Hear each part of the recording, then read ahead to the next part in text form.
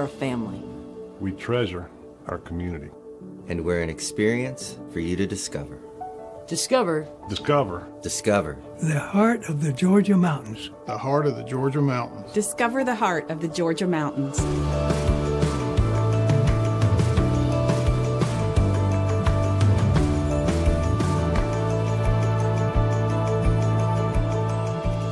The mountains are open.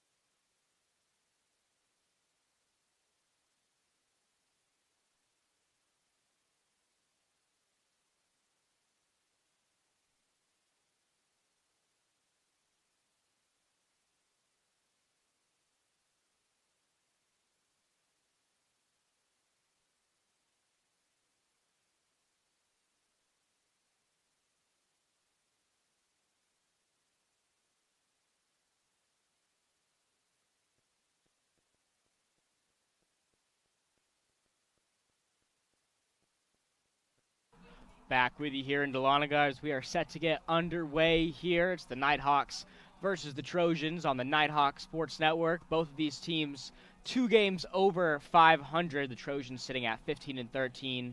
The Nighthawks at 14-12. And so both of these teams looking to get 3 over 500 this afternoon. And this is going to be a good game between both of these teams because these teams are kind of hanging around the 500 mark, and to be able to come out victorious in this game is I think is going to be a big deal to kind of see where you are in the baseball season, because I would say we're a little bit halfway through the baseball season now, but yeah, this is a great opportunity for both teams today. Absolutely. And the Nighthawks are in their black jerseys with the pinstripe pants this afternoon. Anderson in their all-gray jerseys as Reed Howard is getting warmed up on the mound for the Nighthawks. The sophomore out of Cumming, Georgia, getting the start today. And speaking of Pitching this week, Wes Lott was named the Peach Ball Conference Pitcher of the Week for his fantastic performance in Game 2 against Lander, where he pitched 8 innings, allowing just 2 hits, no walks, and 10 strikeouts. And those 10 strikeouts are the most by any pitcher in a game in the Peach Belt this season. And Lott is the 3rd different Nighthawk to win a PBC Weekly Award, along with Matthew Hurd and Jace Bowen. And so Reed Howard's going to have to face off first against James LeGrand.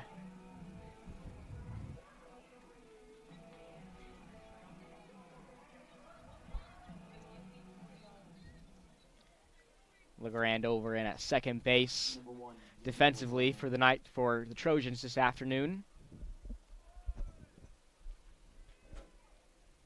We've got great weather and a great crowd here in Dahlonega.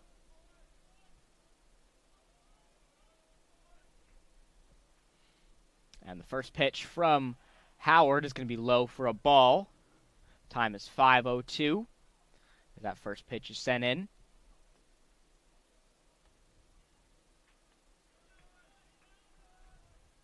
And now the 1-0 pitch from Howard. That one's also going to be low for a ball, 2-0. LeGrand in his 28 games, and he's had 92 at-bats this season so far, 25 runs, 20 hits, and 1 home run on the season. He's batted 10 balls in so far. And the 2-0 pitch to LeGrand going to be low for ball number 3. So now it's a quick 3-0 count for LeGrand. Don't expect to see him swing here.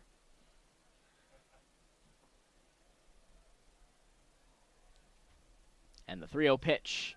That one's going to be outside for ball number 4. And so Howard walks LeGrand on his first assignment of the afternoon. So that's going to bring up Justin Fox, who is over in center field on defense for the Trojans. Justin Fox is at 101 at-bats for Anderson, 31 runs, 28 hits. No home runs yet on this season for Justin Fox. And Howard throws his first strike of the afternoon there. Now 0-1 for Fox.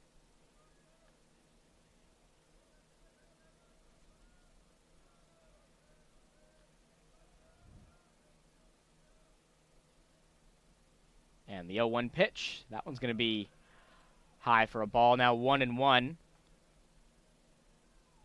And Fox is 4th in the South Atlantic Conference with 14 stolen bases. That number would be good for first place in the Peach Belt.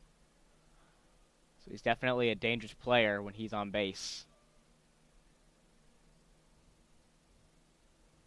And the 1-1 pitch, that one's going to be high for a ball, 2-1.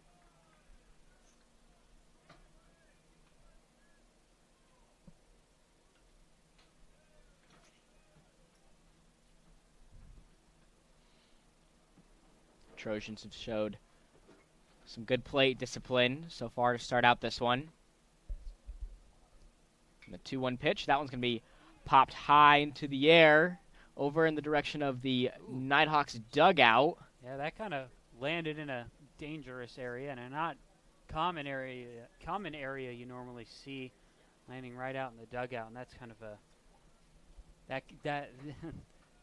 those balls can cause some damage in those types of confined areas. Absolutely. Very quickly. Count is now 2-2. Just got the double P signs from the home plate ump. Now it's going to be low for ball number 3. Full count now for Fox.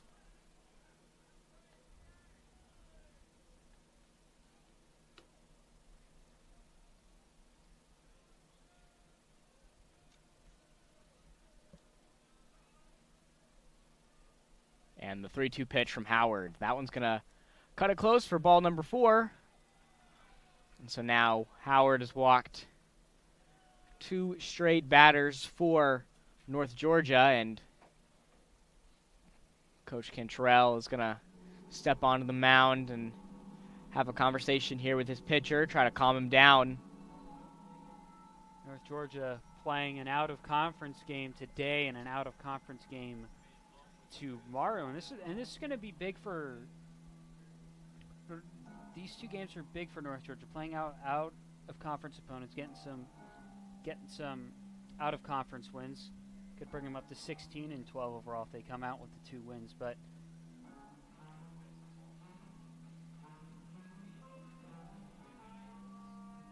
And so Coach Cantrell still having a discussion here with his team, making sure everybody's on the same page here. Still no outs in the top of the first, but the Trojans have runners on first and second now. And to continue on the conversation we were having earlier, that they got Anderson today, they got Emmanuel tomorrow, and then this weekend they got USC Beaufort. And USC Beaufort's currently, they're sitting in the third to last spot in the Peach Belt, 4-11 overall. In North Georgia, they're sitting 6-9 in Peach Belt play, and they're only about 4 games back of Young Harris, who they played earlier in the year. They could be looking to move up possibly 1, maybe 2 positions over the next 2 weeks. Now, they're going to have a tough road series, not this weekend, but next weekend against Georgia College, first weekend of April. Absolutely, and there's not really any opponent in the Peach Belt Conference that you can count out. Every game for North Georgia is going to be competitive, and that one's going to be a strike here as the Nighthawks get their first out of the afternoon after Jace Bowen made that throw to first. And now Carlos Hernandez is up to bat for the Trojans. Now it's popped high into center left, but that's going to get down. And so the Trojans are going to score 2 runs here. And so Anderson taking an early 2-0 lead here in this one after that. 2 RBIs from Carlos Hernandez. So now Kai Andrus will step into the batter's box for the Trojans. And it looks like we have some action going on early in the Nighthawks bullpen.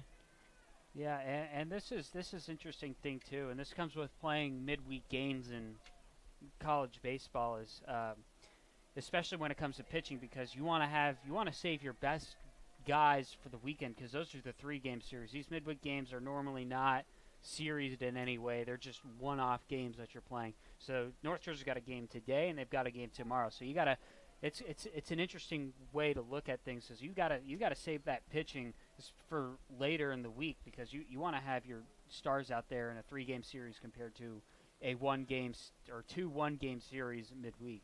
Absolutely, and this is North Georgia's 9th game in the past 11 days, so they've definitely been busy. The count's now 0-2 for Andres.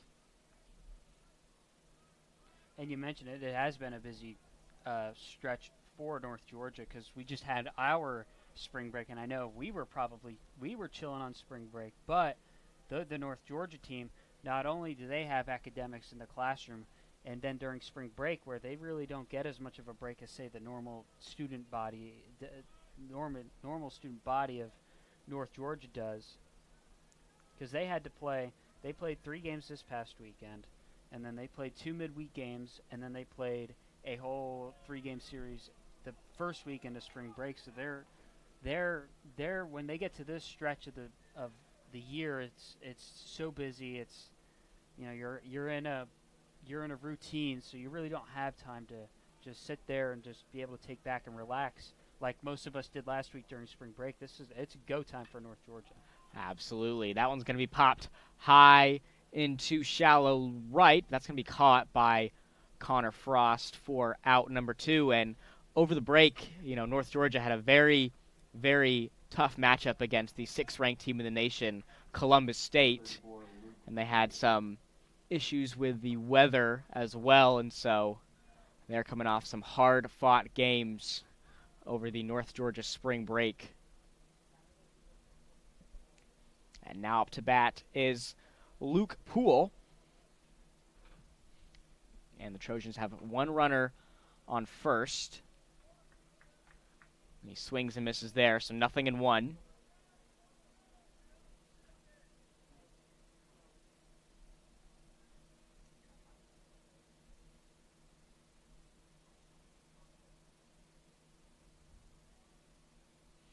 And the 0-1 pitch, that one's going to be swung on and missed, so now 0-2 for Poole.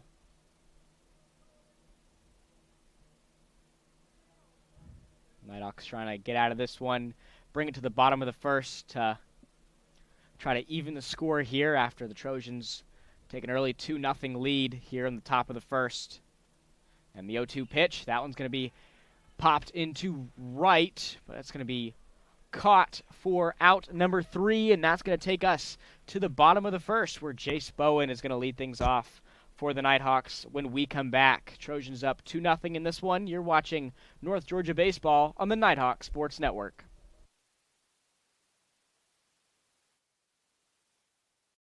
She has her whole life in front of her and already has a world-class heart team behind her. And so does every generation of her family, thanks to Georgia Heart Institute. Every day, our cardiologists, heart surgeons, and vascular surgeons bring breakthroughs that save and improve lives for generations. So whether you need heart care today or in 2073, we'll be here with the very best for your heart. Georgia Heart Institute. Meet Harper. Harper was born to care and always had your back. Like the time she spotted a friend's rogue retainer, a threat of a permanent overbite, and made the save just in time. I got you. Thanks. Today, Harper still has your back as a teammate at Truist, the bank with Truist One checking. I got you. Thanks. With no overdraft fees, a negative balance buffer, and automatic upgrades, it's the checking account that has your back.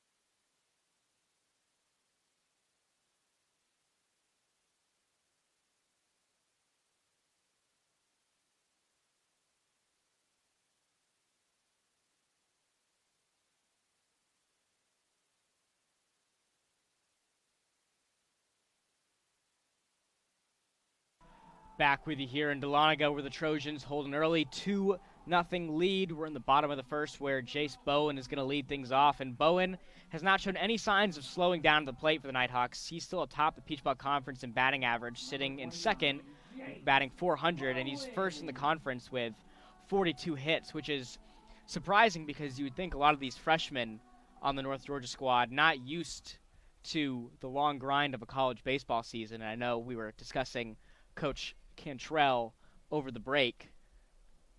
Yeah, and definitely. I feel like when you look at how the North Georgia baseball organization is run and who leads that, and one of the top guys that will always, pretty much any time when you talk about North Georgia, has to be their head coach Tom Cantrell, who's been with this team for over 2 decades now overall.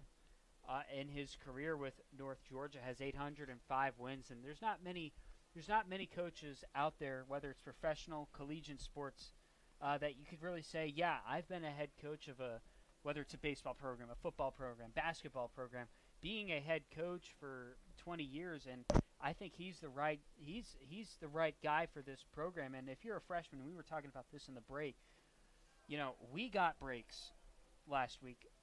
Baseball didn't, but a lot of these freshmen might not be used to that, as you said, college baseball grind. But I think Tom Cantrell, because he's a very motivational and inspirational person, I think he is the right guy. If you're a young baseball or young college baseball player, you're on North Georgia, you want Tom Cantrell as your head coach. He's the right guy for this program to get you set, not only, I would say, off the baseball field, but also on the field as well. Absolutely. Been with us for over 2 decades now, stood the test of time, has made those adjustments over the course of over 20 years here with the program. Coach Cantrell is definitely a legend here on the campus of UNG. Can't think of any other coach that these freshmen would want, as that one's going to get past the pitcher, and Bowen is going to get down on first for the Nighthawks' first hit of the afternoon, and that's going to bring up Riley Frost up to bat. And if you look closely, you can still see some steam coming off of Frost's bat. The sophomore had a career game on Sunday, going 5 for 6 at the plate, so we'll see if he can continue to stay hot here this evening. Yeah, so far Riley Frost having at his 99, this will be his 100th at-bat of the season. And those, I'd say, it's still 99 at-bats. He's got 32 hits, and he's got 20 runs, and he has batted in 18 runs on the season so far for Frost. Frost also just a sophomore on this squad, but he has not let that phase him as he's stood up to the challenge here. It's 0-1. And that one's going to be low for a ball. Now 1-1 for the sophomore.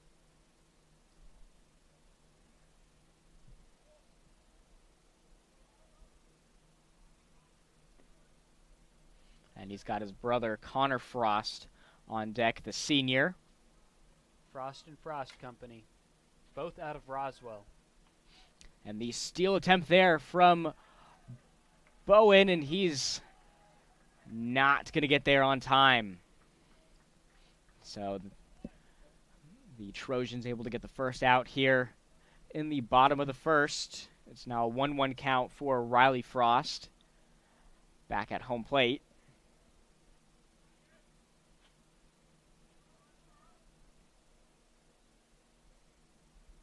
And the 1-1 pitch, that one's going to be tipped back and fouled in the direction of Connor Frost, and so the count's 1-2.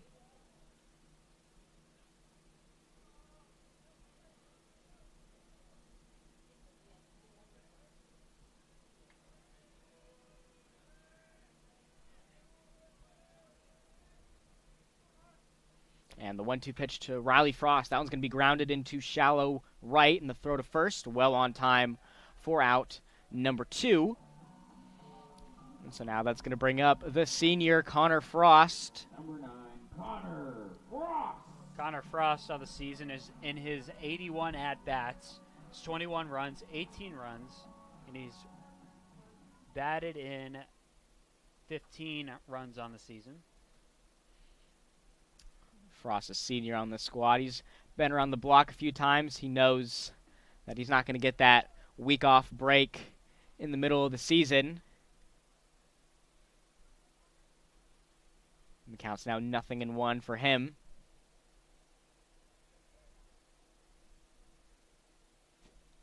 And the 0-1 pitch, that one's going to be grounded into shallow left, and the throw to first is going to be there on time for out number 3. So the Nighthawks unable to put anything on the board in the bottom of the first, and that'll take us to the second, where it's still a 2-0 ball game. You're watching North Georgia baseball on the Nighthawk Sports Network.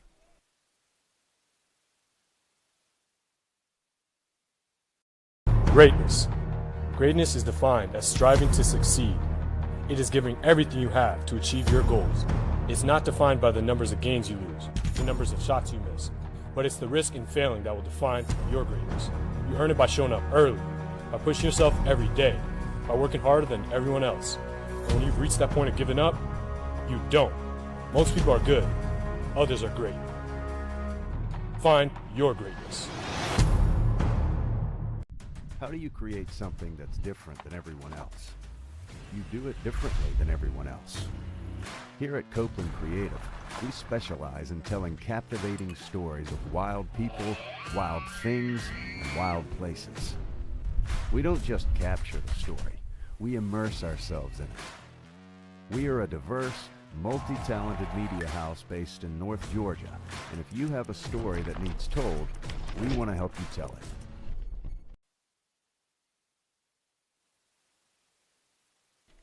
Back with you here in Dahlonega, where Brandon Gibbs, the designated hitter for the Trojans, is going to lead things off here in the top of the second, where Anderson holds a 2-0 lead in this one. And that one's going to be high for ball number 2. 2-0 now for Gibbs.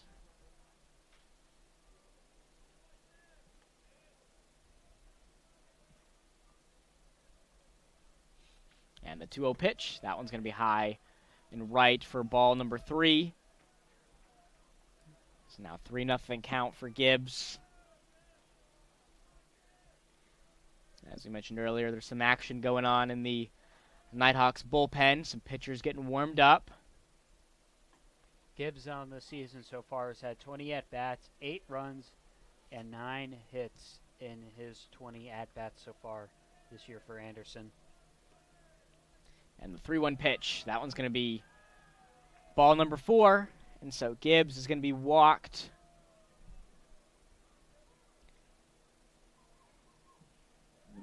And so that's going to bring up Braden Harrison. He's over in right field this afternoon for the Trojans. And here comes Coach Cantrell, who we know is not afraid to go deep into his bullpen.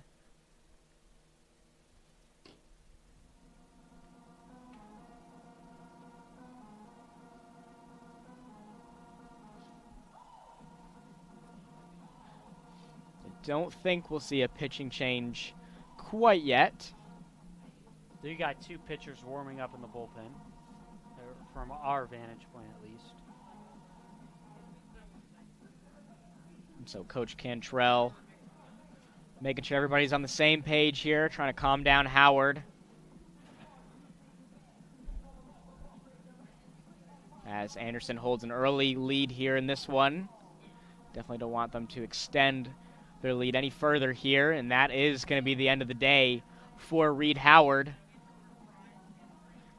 So North Georgia making an early Wendy's call to the bullpen in this one. We will have that pitching change for you here in just a moment.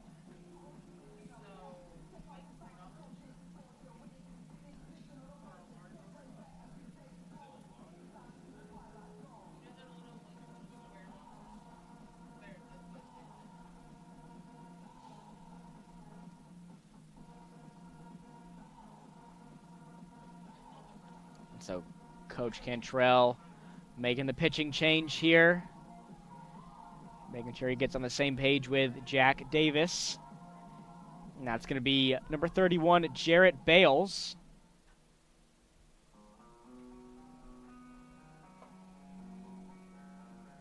Ladies and gentlemen, your attention please. North Georgia makes a Wendy's call to the bullpen. Now pitching for the Nighthawks is number 31, Jarrett Bales. Today's call to the bullpen is presented by Wendy's, located at 88. So Coach Cantrell making an early switch up here. Jarrett Bales, the freshman from Gainesville, has appeared in 6 games so far. His last one was last week on the road in Pensacola at West Florida. And then before that was against Catawba. And so North Georgia, they do hold a dominant 33-5 all-time record against Anderson, and they have not lost to the Trojans since 2012. That last matchup between these two squads ended in a 13-5 Nighthawks W, highlighted by a Tim Conway grand slam and a 2-run bomb from Cruz Taylor.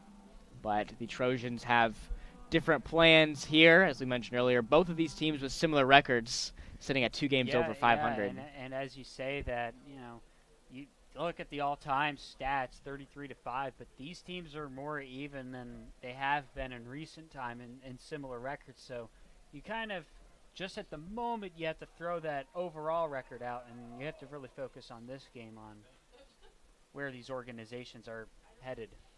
Pickoff attempt there at first. Steele thought that was going to be out number 1 here in the top of the second. And so Bales is going to have to face off here against Harrison. Counts 1-0. He swings and misses there. Now 1-1.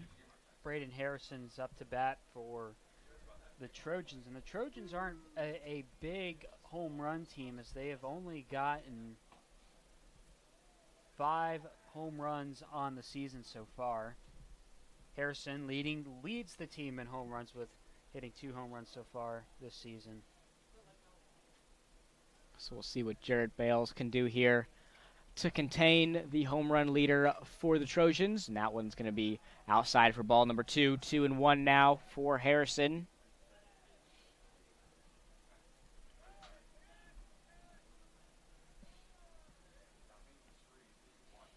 Again, no outs here in the top of the second. Trojans have a runner on first. That one's going to be down the middle for strike number 2. Get the double P signs here.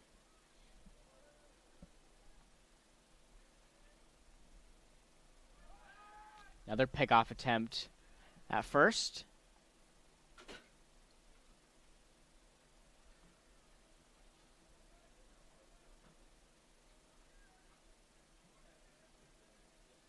And the 2-2 pitch. That one's going to be popped behind us into foul territory. Count stays at 2-2.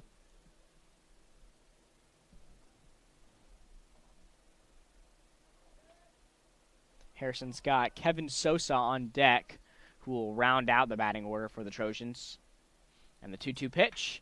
That one's going to be grounded into left, and that one's going to get past Frost for a base hit. And now the Trojans have runners on first and second for Kevin Sosa. Number 28, Kevin Sosa.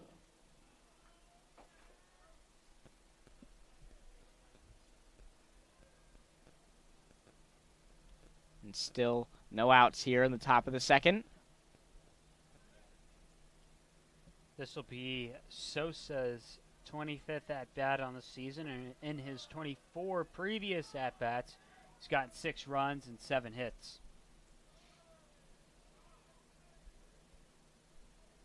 So the count's now 1-0 for Sosa.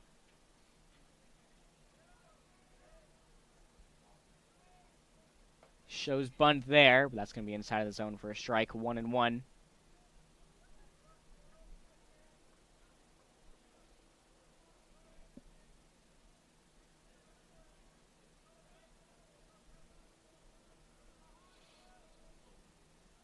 And the 1-1 pitch, bunts here, and Bales makes the throw to first. Going to be there on time for out number 1 here in the top of the second. And so that sacrifice bunt there from Sosa now puts runners on second and third as the Trojans return to the top of their batting order with James LeGrand.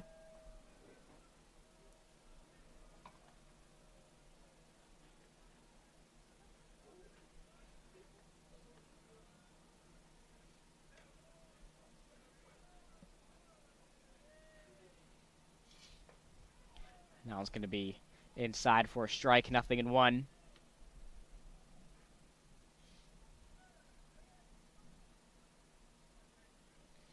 LeGrand up to bat for the Trojans. He's one of those 4 players on the Trojans team that have hit a home run. He's had 1 home run on the season so far. That one's going to be popped right to Riley Frost for out number 2. So now Justin Fox going to step back up for the Trojans.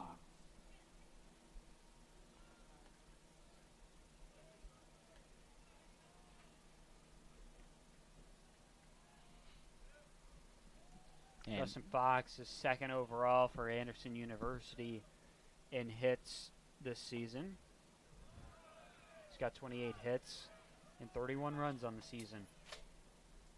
Definitely a dangerous player for the Trojans here, especially now that he's got runners on second and third. The count's 1-0. And the 1-0 pitch, that one's going to be inside for a strike. Now 1-1.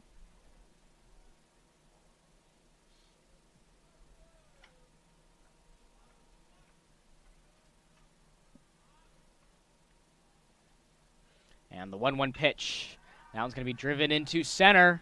That's going to get down as the Trojans are going for 2 runs here, and they will get it. And so Anderson now goes up 4-0 here early in this game. As Fox notches 2 RBIs on that one.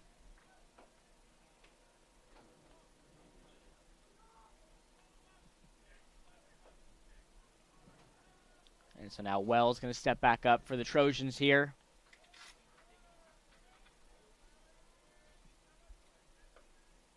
Now it's going to be inside for a strike. Now 0-1.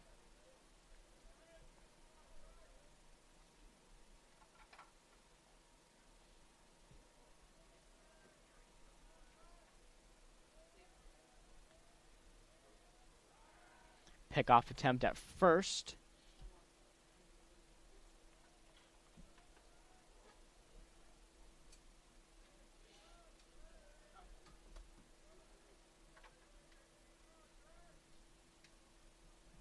And the 0-1 pitch to Wells. That one's going to be inside for strike number 2. Now 0-2. And Wells has been another freshman who's seen success this season. Just like Bowen, he has like 400 batting average.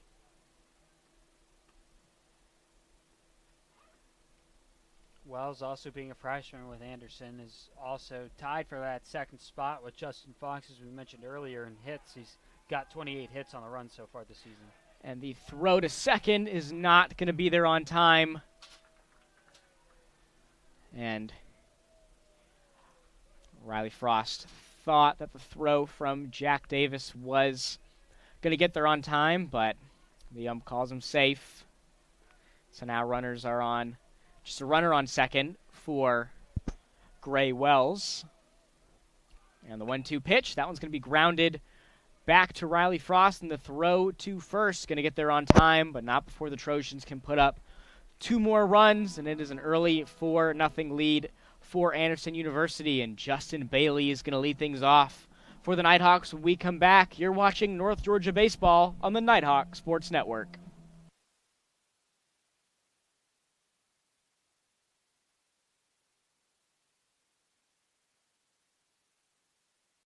With 6 locations across Northeast Georgia, Howard Brothers Outdoor Power Equipment and Hardware is trusted by both professional landscapers and residential homeowners for all their outdoor equipment needs. To learn more about the family-owned business that keeps Georgia green, visit howardbrothers.com. Bryan Properties is a commercial real estate brokerage firm serving Northeast Georgia. Located in nearby Cumming, Georgia, Bryan Properties specializes in commercial real estate along the Georgia 400 corridor. For more information on Bryan Properties, visit bryanproperties.net. The UNG bookstore is operated by Barnes & Noble and is located in the Chastity Building beside Starbucks in downtown Dahlonega. Fans and students can visit in person or online at ung.bncollege.com for all your Nighthawk apparel and textbook needs for the upcoming season.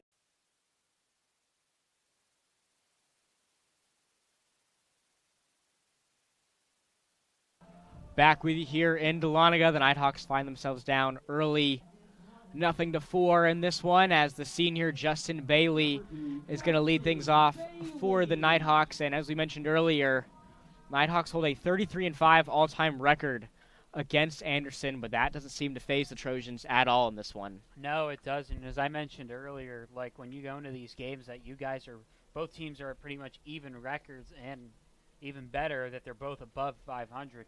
You kind of approach that game differently. You throw that past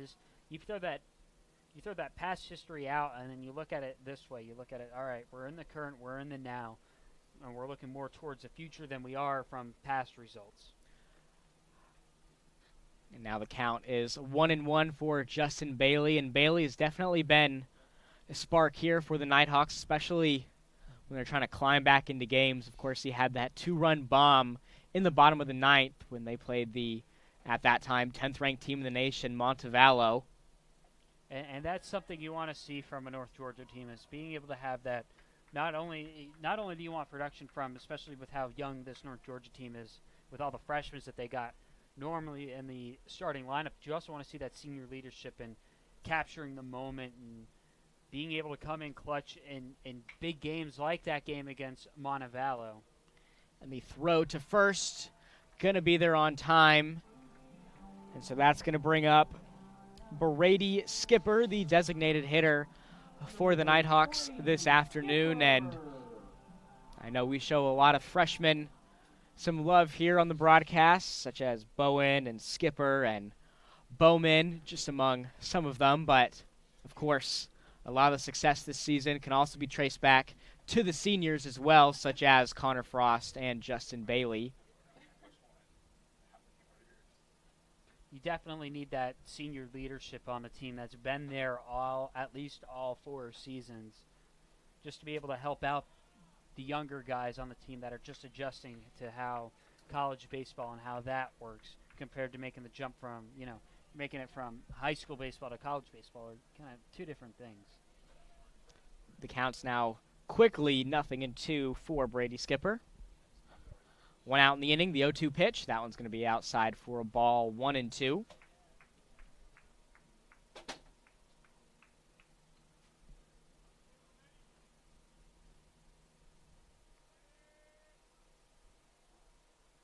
And the 1-2 pitch to Skipper. Swing and a high fly ball into left. And you can kiss that puppy goodbye. Brady Skipper with the home run here for the Nighthawks, making this a 1-4 ball game. And so right on cue, the freshman stepping up. And that's big too. You want to see not only, as we mentioned, Justin Bailey a couple weeks ago coming up clutch against Montevallo, but you also want to see those young guys like the freshmen, like Brady Skipper coming in big time there, getting our first run up on the board where we have allowed 4 runs early on. Now it's only a 3-run deficit compared to ending an inning with still being at 4-0. You still want to see those, you still want to see that happen, and having the production from the freshmen is a good sign going forward. Absolutely, and what a luxury it is to have, seniors on the squad who, of course, been there in these moments, are able to step up to the plate, but also have these freshmen and these younger players stepping up for North Georgia who haven't had as much experience in these situations, but it doesn't seem to faze them. And that will also be Brady Skipper's first home run on the season and his first home run in his collegiate career as well. So hopefully more to come from the freshmen. Speaking of freshmen, we have Edwin Bowman up to bat for the Nighthawks. The count's 1-2 for him. Bowman, of course, had that walk-off win against Catawba about a week and a half ago or so.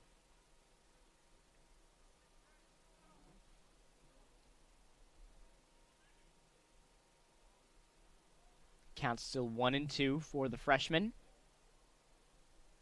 And the 1-2 pitch, that one's going to be grounded into shallow center. It's going to be corralled by the second baseman, but he's not going to make the play at first. And so Bowman able to get a base hit there, and that's going to bring up Jorge Arispero.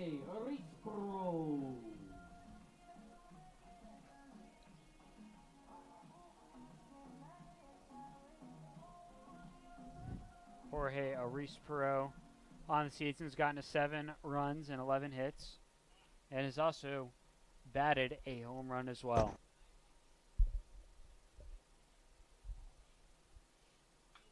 Now it's going to be driven behind us in foul territory, 0-1.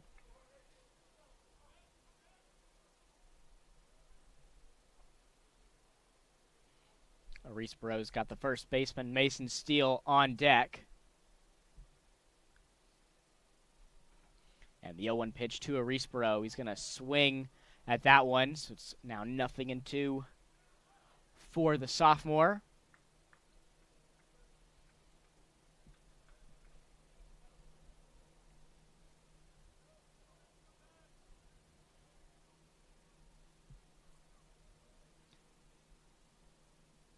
And the 0-2 pitch to Arisporo. That one's outside for a ball, 1-2.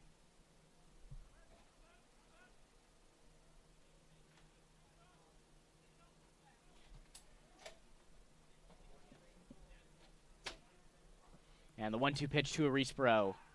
And the throw to first. Pickoff attempt there. Counts 2-2 now for Reesboro.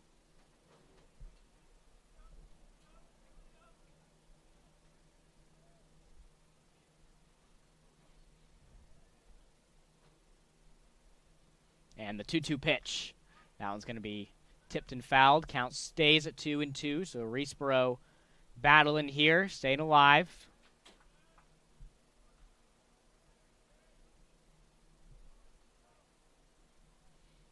He's got Bowman on first.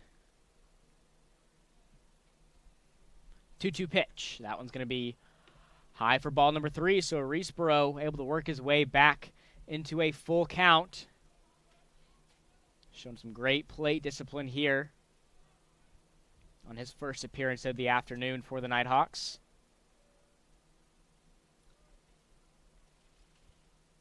And the full count pitch. Swing and a drive high into center left, but that's going to be caught for out number 2. That's going to leave Bowman still on first. Now Mason Steele is going to step up into the batter's box for the Nighthawks for the first time this evening. Steele on the season in his 45 at-bats, 5 runs, and 9 hits. And he's RBI'd 3 times. Now it's going to be inside the zone for a strike, 0-1.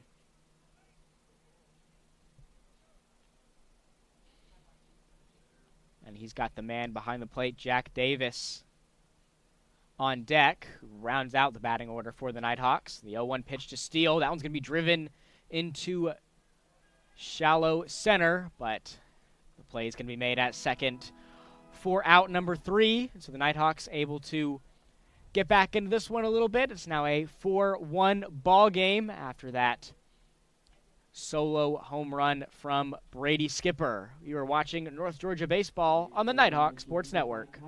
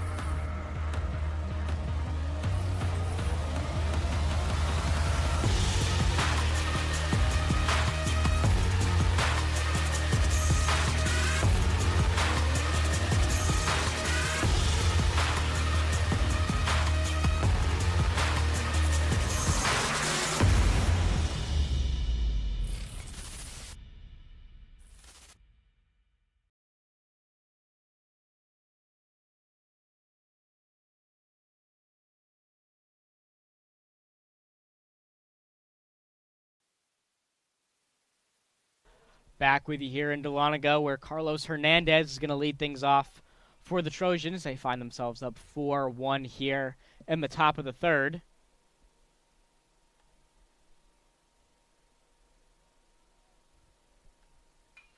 Now it's going to be fouled. The count's going to be 0-2 for Hernandez. Hernandez earlier in the game was able to get a hit. He's able to bat 2 runs in as well. And that senior tandem of Justin Fox and Carlos Hernandez has been very successful this season. But the throw from Bales to first well in time.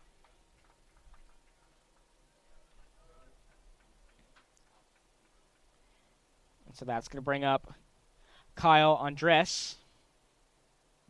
Number 7, Kai Andres.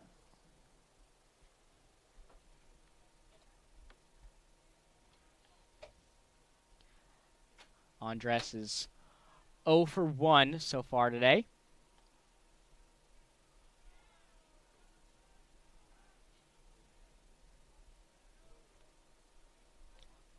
He's over at shortstop for the Trojans this afternoon. Counts 1-0. He swings and misses on that one. Now 1-1.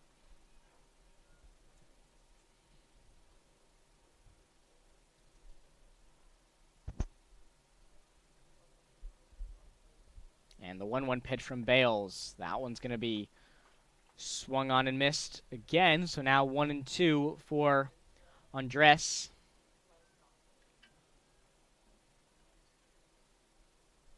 And the 1-2 pitch from Bales. That one's going to be outside. 2-2.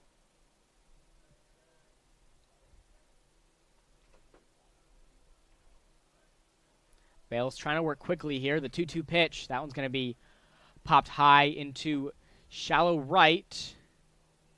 That's going to be caught by the senior Connor Frost for out number 2.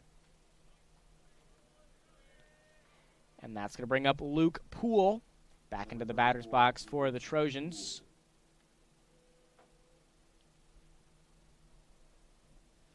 Luke Poole on the season for the Trojans in his 34 at-bats has gotten 2 runs and 14 hits. This has 10 RBIs. So he won't get the chance to extend that to 11 RBIs here. He's got no runners on. With 2 outs in the inning, counts 1-0 for Poole. And the 1-0 pitch, that one's going to be swung on and missed. 1-1.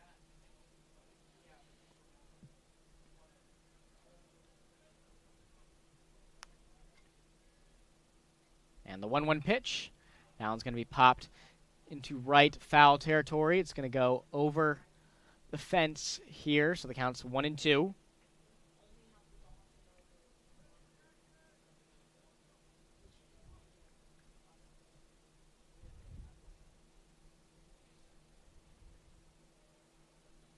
And the 1-2 pitch, that's going to be outside for a ball.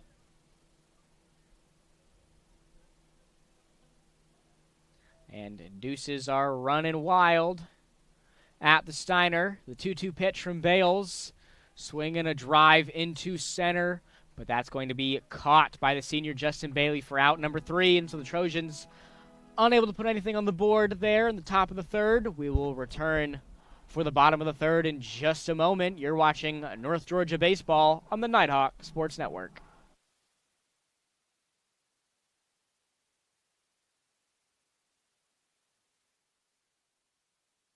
Chick-fil-A of Dahlonega is the presenting sponsor of the Nighthawk of the Week program. From supporting local charities to hosting school spirit nights, Chick-fil-A restaurants are committed to giving back in ways that are most meaningful to their customers. If you're looking for great food nearby, it is Chick-fil-A's pleasure to serve you. United Logistics is a veteran-owned and relationship-driven company with a goal of being an integral part of the community, providing safe transportation and shipping solutions, and being recognized as one of the leading providers of transportation nationwide. Visit unitedlogistics.net for more information. Established in 1984 in nearby Clearmont, Georgia, the Chattahoochee Group is a local company that's grown to include construction, streetscaping, modular walls, metal buildings, disposal, concrete, sports field installation, site work, and more. To learn more about the Chattahoochee Group's wide range of project offerings, visit chatgroupinc.com.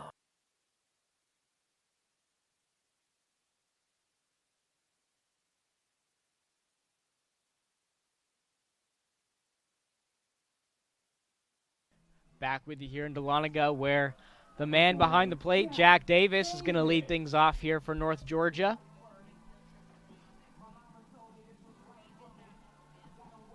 This is Davis's first plate appearance of the evening for the Nighthawks. Jack Davis has had 48 at-bats for the Nighthawks this season, pulling off 5 runs and 8 hits. And here's an interesting stat too. In 8 of those hits, he has batted 7 runners in. Swing and a drive into left. That one's going to get down for a base hit for Jack Davis. And so, right on cue, he is able to get on base here for the Nighthawks, and that's going to bring up Jace Bowen as the Nighthawks return to the top of their batting order here Bowen was able to get a hit in his first plate appearance of the afternoon. Chase Bowen for the Nighthawks, 105 at-bats for the team, and that leads the team this season. And he also not only leads the team in at-bats, but he also leads the team in hits as well, with 42 hits on the season.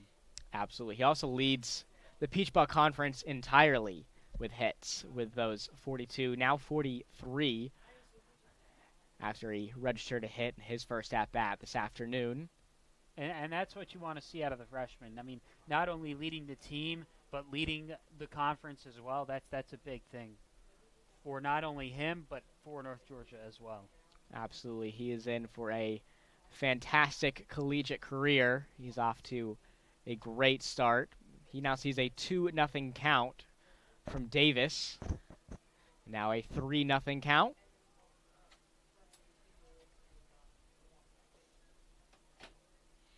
Do not expect to see Bowen swing here unless he gets an absolute dime of a pitch. And that's going to be 4 straight balls from Davis to walk Bowen to first. Now runners are on first and second for Riley Frost. And as we mentioned, Bowen being the hit leader for the Nighthawks, Frost is only 10 hits behind him with 32 hits on the season. So, and as you said, we got a runner on second, we got a runner on first. Nighthawks looking and hopefully looking to strike in the bottom of the third.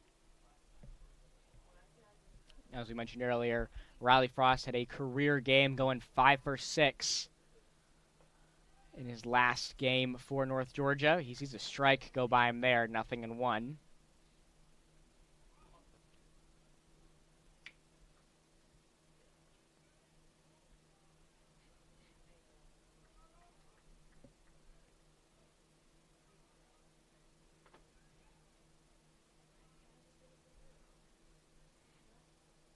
And the 0-1 pitch, not coming quite yet. Counts 1-1. And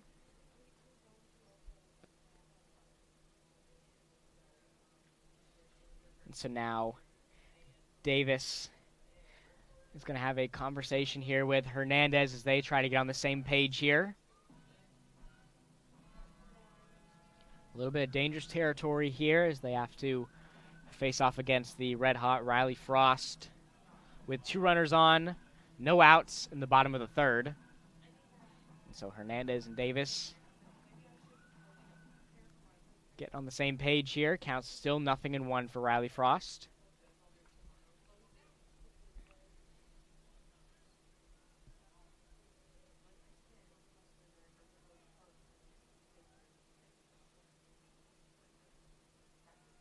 And the 0-1 pitch, that one's going to be low for a ball.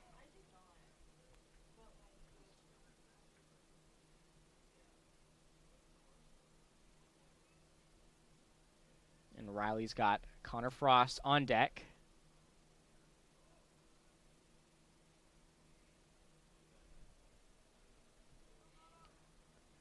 Counts 2-1. And the pitch to Riley Frost is going to be low for a ball.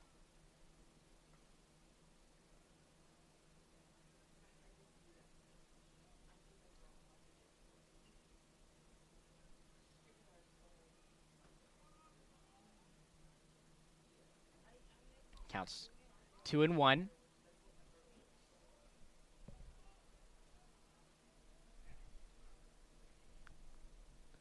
And the 2-1 pitch, that one's going to be hit right to the third baseman, and the Trojans make the double play there to get 2 outs in the inning.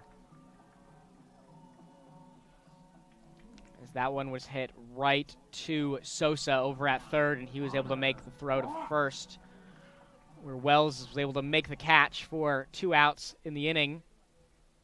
Connor Frost is up to bat for the Nighthawks now, and, well, if you want to look at things positively, he is second on the team with 15 RBIs on the season so far. That one's going to be away for a ball, 1-0.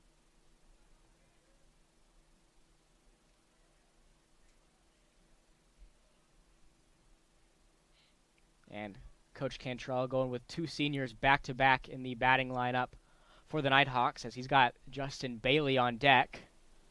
Now it's going to be inside for a strike, 1-1.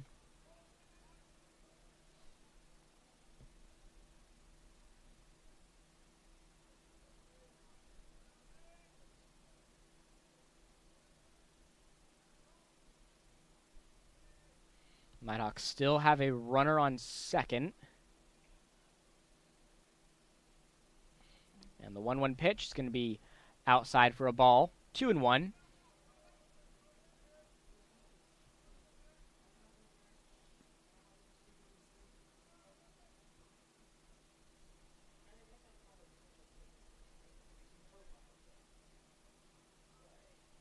And the 2-1 pitch to Connor Frost. That one's going to be low for a ball, now 3-1.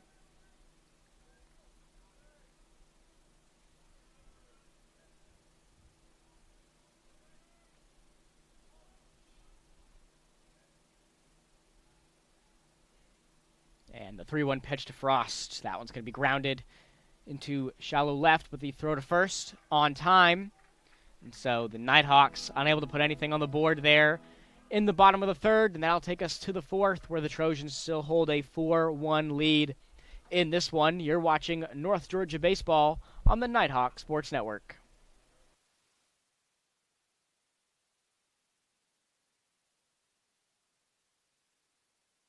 How do you create something that's different than everyone else? You do it differently than everyone else. Here at Copeland Creative, we specialize in telling captivating stories of wild people, wild things, and wild places. We don't just capture the story, we immerse ourselves in it. We are a diverse, multi-talented media house based in North Georgia, and if you have a story that needs told, we want to help you tell it. Greatness. Greatness is defined as striving to succeed. It is giving everything you have to achieve your goals.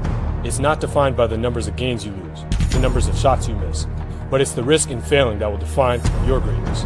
You earn it by showing up early, by pushing yourself every day, by working harder than everyone else. And when you've reached that point of giving up, you don't.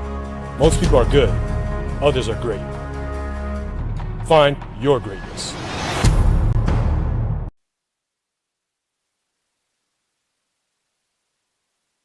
Back with you here in Dahlonega, where Brandon Gibbs is going to lead things off for the Trojans.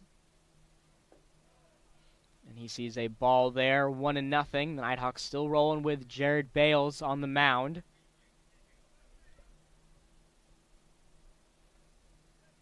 And the 1-0 pitch, that one's going to be grounded and get past Bowen over at third. And that one's going to make its way all the way into left field. And that's going to be a base hit for Gibbs.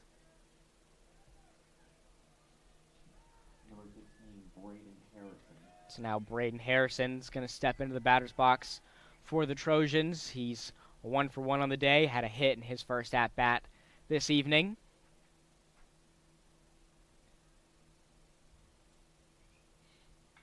That one's going to be tipped and fouled back towards the net, 0-1.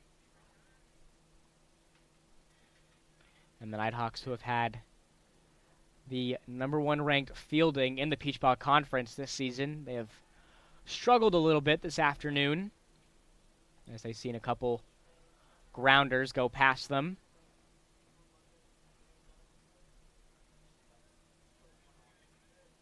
Harrison is the leader for Anderson in home runs. Now it's going to be popped up high and over the Nighthawks dugout. Counts now 0-2 for Harrison. And some of the struggles with the fielding for the Nighthawks this afternoon could be due to the fatigue. As we mentioned, this is their 9th game in the past 11 days, and so the Nighthawks definitely do not have fresh legs, but they make a great play there on the pickoff attempt at first. And Gibbs is going to be out to bring us to the first out here in the top of the fourth.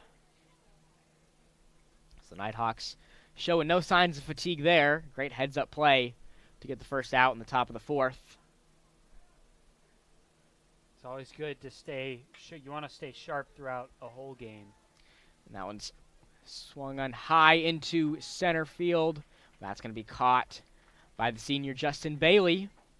Now 2 quick outs for the Trojans here. Number 28, Kevin Sosa. And that's going to bring up Kevin Sosa.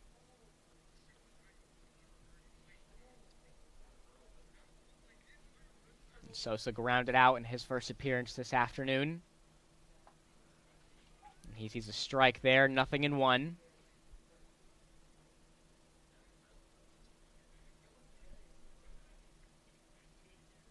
And the 0-1 pitch, that one's going to be in the dirt for a ball, 1-1.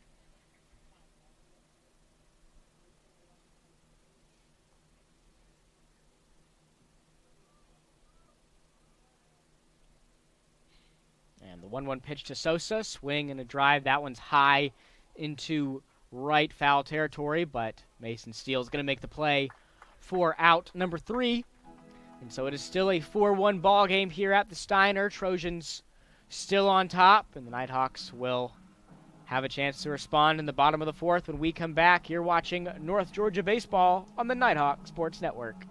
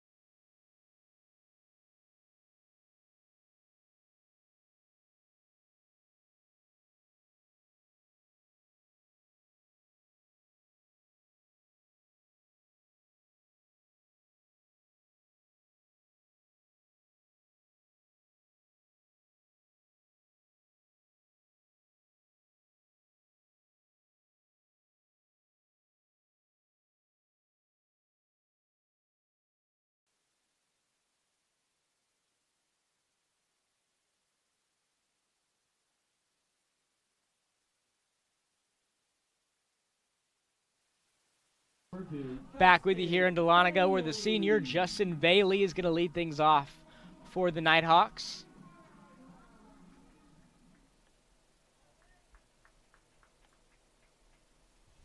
Bailey grounded out in his first plate appearance of the afternoon for North Georgia. And that one's going to be outside of the zone for a ball, 1-0. The Nighthawks have matched the Trojans in hits. They both have 4 apiece. And now it's going to be outside for a ball, 2-0.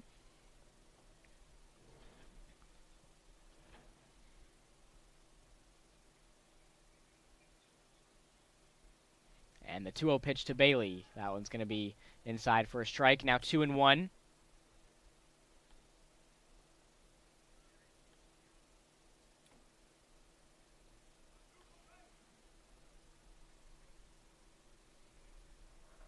And the 2-1 pitch, that one's going to be outside for ball number 3. Now 3-1 count for the senior Justin Bailey.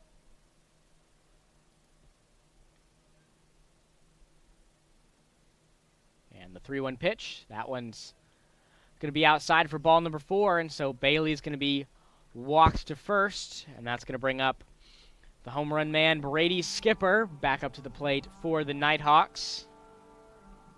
He had that solo bomb in his last appearance at the plate. His first home run of his collegiate career.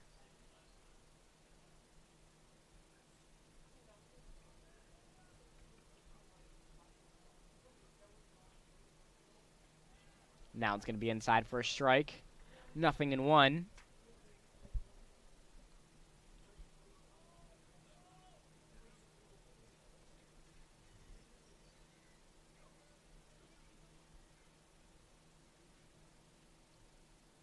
And the 0-1 pitch to Skipper.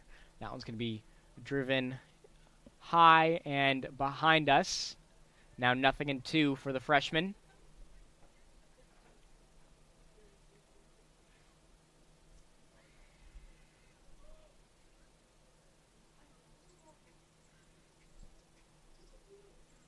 And the 0-2 pitch to Skipper. Now it's going to be grounded over to third, and the throw to second going to be there on time, and the throw to first is not. And so Bailey is going to be out at second, but Skipper safe at first. Number 24, Edwin Bowman. And that's going to bring up the freshman Edwin Bowman, who was 1 for 1 on the day, had a hit in his first appearance at the plate for the Nighthawks this evening.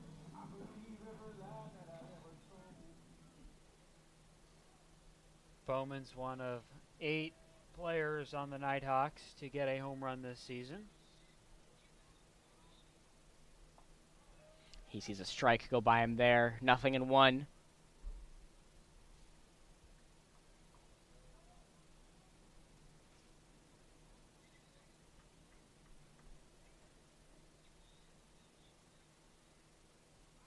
A pickoff attempt there at first.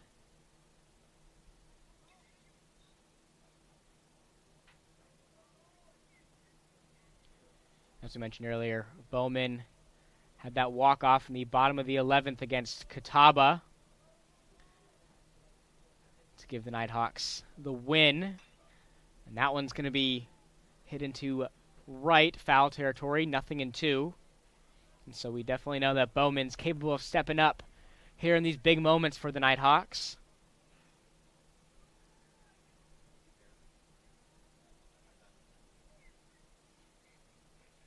As North Georgia finds himself down 3 runs here in the bottom of the 4th.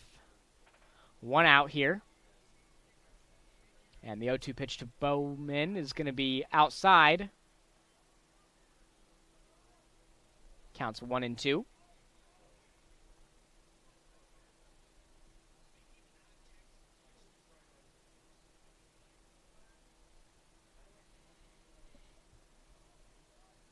Some clouds are starting to settle in here in Dahlonega. And another pickoff attempt at first.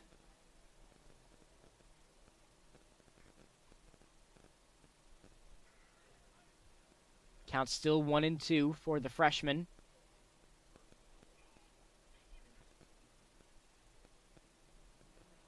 And the 1-2 pitch from Davis. That one's going to be grounded over to third, and the throw to second going to be there on time, and the throw to first also going to be there on time as first baseman Wells makes the stretch there. Holds the Nighthawks scoreless in the bottom of the 4th. Still a 4-1 ball game. Anderson on top. We will step aside and come back for the 5th inning. You're watching North Georgia baseball on the Nighthawk Sports Network.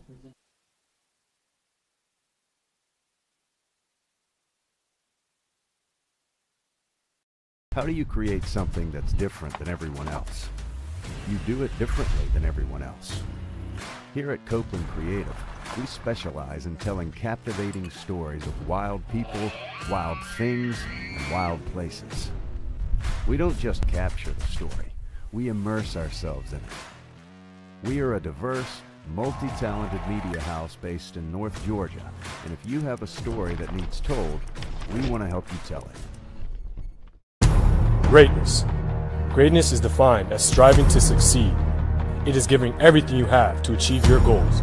It's not defined by the numbers of games you lose, the numbers of shots you miss, but it's the risk in failing that will define your greatness. You earn it by showing up early, by pushing yourself every day, by working harder than everyone else. And when you've reached that point of giving up, you don't. Most people are good, others are great. Find your greatness.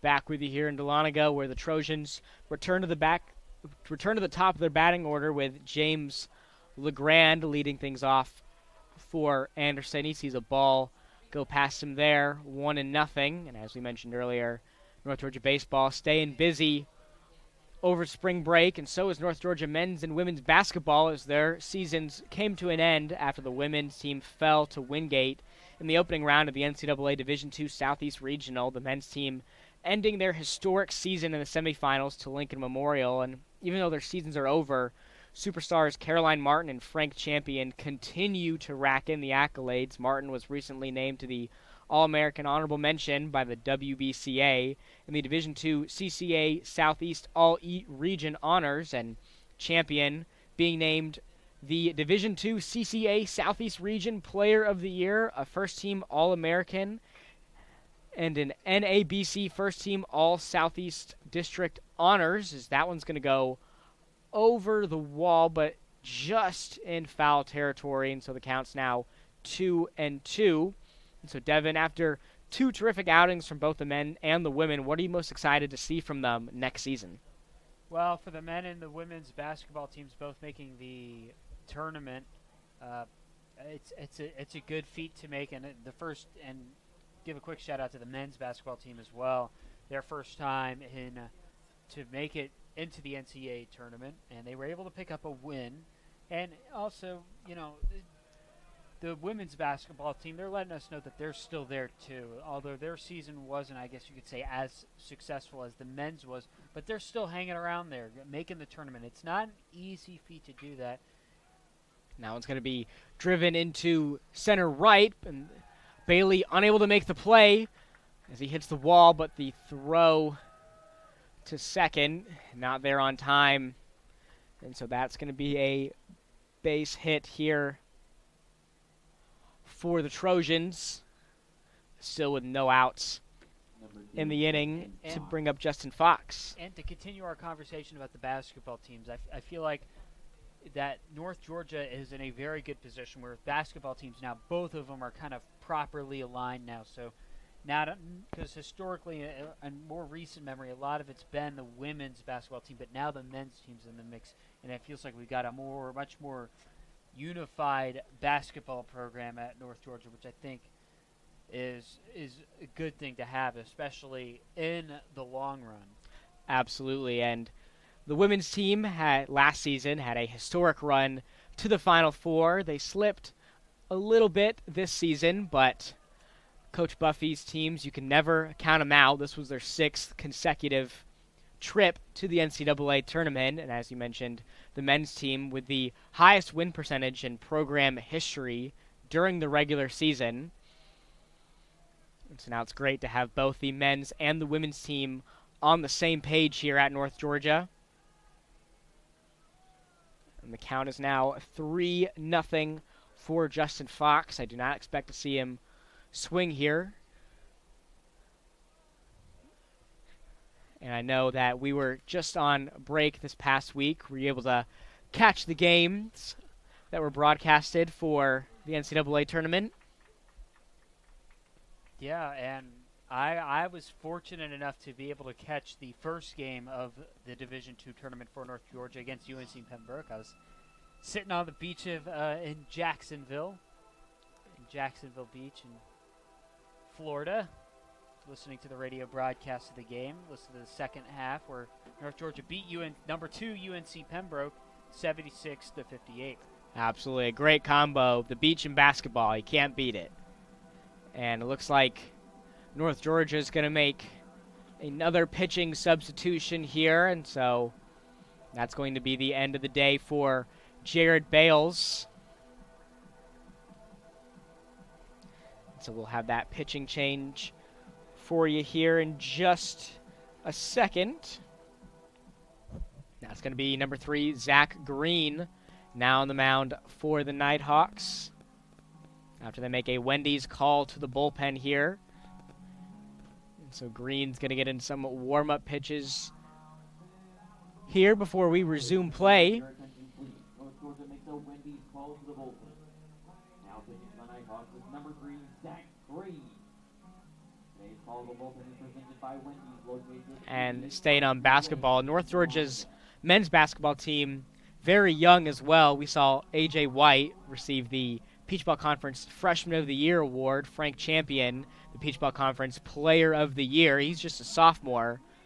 And I don't believe that there's a single senior on the North Georgia men's basketball team, so the future is definitely bright for Coach Evans' squad. Yep, and that's always a good thing, too, is if your team is not only young but also really good, then you're good for a while. Absolutely, and we mentioned Caroline Martin earlier. I believe she's a junior at the University of North Georgia, and she's continued to improve every single season. And so she'll be in for a terrific senior outing next season. And we've seen some seniors in recent time on the North Georgia women's basketball team have phenomenal seasons on the team. Absolutely. We had a couple of Hall of Fame players for North Georgia graduate last year.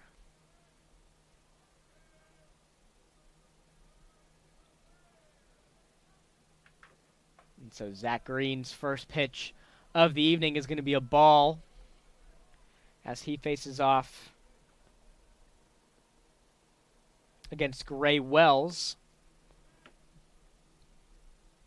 And the Trojans have 2 runners on here in the top of the 5th with no outs, and that's going to be a strike thrown from Green there, 1-1.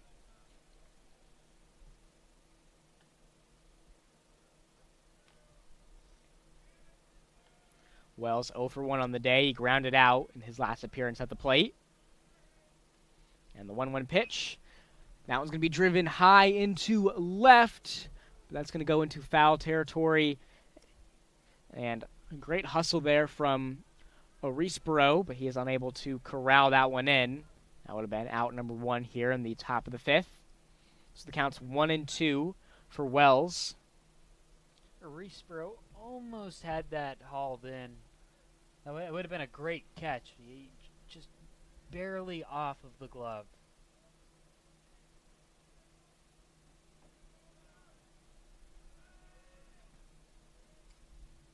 And the 1-2 pitch from Green. That one's going to be grounded right to Frost. He's going to flip it to Frost and make the throw to first, and it is not going to be there on time. But the Frost-to-Frost connection over at second gets us the first out here in the top of the 5th. But Wells was able to make it to first. So now runners are on the corners for Anderson. And now the senior Carlos Hernandez stepping back up for the Trojans.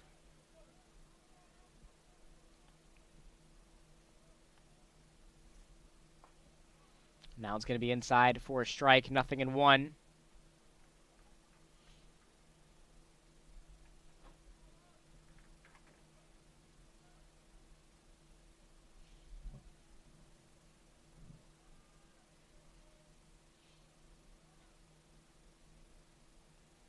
And the 0-1 pitch from Green, swing and a drive into left. And the leaping catch there from Orisboro. What a play in left field from Jorge Orisboro to get the second out here in the top of the 5th. That was a great catch by Orisboro. A jumping catch, too, which a ball that could have easily went over the wall. Great grab by Orisboro. And so the Trojans able to get another run on the board. So they go up 5-1, but Orisboro was able to keep it to just 1 run, as you mentioned, that ball could have easily gone over the wall there, but a great effort there from Orisboro. And Orisboro not only showed great effort on that one, but on the foul ball that he did unfortunately miss, showed great effort there, being able to at least get to the ball on time and be in position to make a catch shows how good of a player he is. And the 1-0 pitch from Green, that one's going to be grounded to Riley Frost, and he'll make the throw to first, and Steele will make the stretch for out number 3. And so the Trojans able to put another run on the board as they go up 5-1 as we head to the bottom of the 5th. You're watching North Georgia baseball on the Nighthawk Sports Network.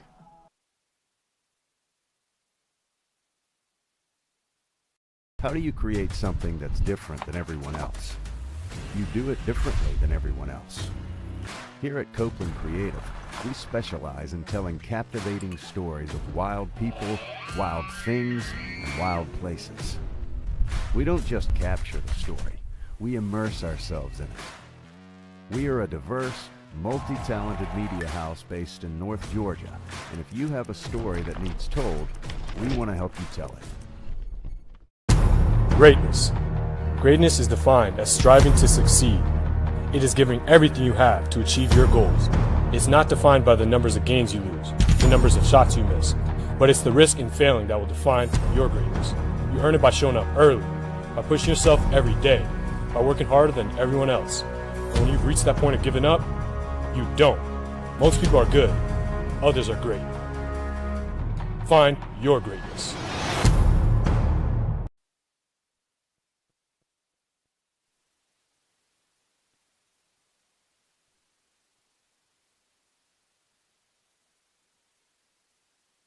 Back with you here in Dahlonega as we enter the bottom of the fifth. Nighthawks find themselves in a hole here, down 1-5 against the Trojans. They were able to put a run up on the board in the top of the fifth.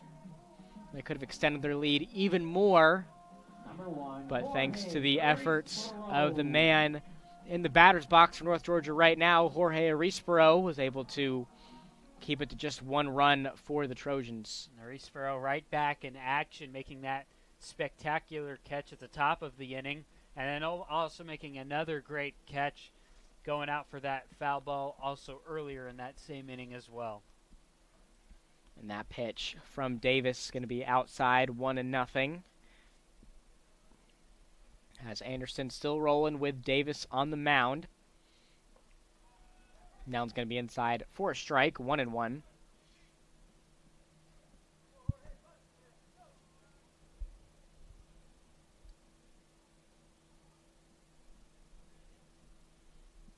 And the 1-1 pitch to Arispero. Swing and a drive into left. That one's hit high, and that one's going to be caught by Andres for out number 1.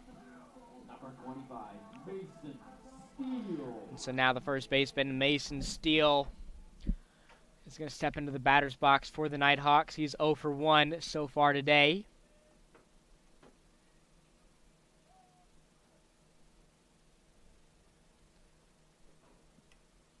Now it's going to be low and left for a ball, 1-0. Steele's been filling in over at first for the injured Nick Levensteins, who has not played in, I believe, just over a month now, as he's dealing with a hand injury. Counts now 1-1.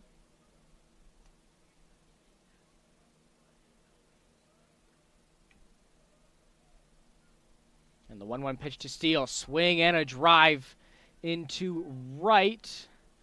That ball's hit high, and it's going to be caught by the center fielder Fox for out number 2. And so the Trojans trying to get a quick 3-and-out here. And we'll see if Jack Davis has something to say about that. He's 1 for 1 today.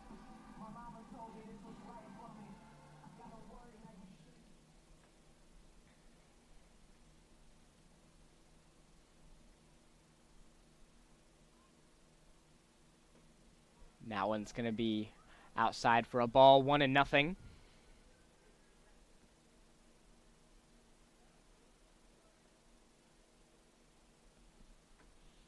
And the 1-0 pitch, that one's going to be high for ball number 2. If Davis is able to get on base or potentially hit a home run, the Nighthawks will be able to return to the top of their batting order with Jace Bowen. But he sees a strike go by him there, 2-1. Nighthawks do not have a runner on, 2 outs.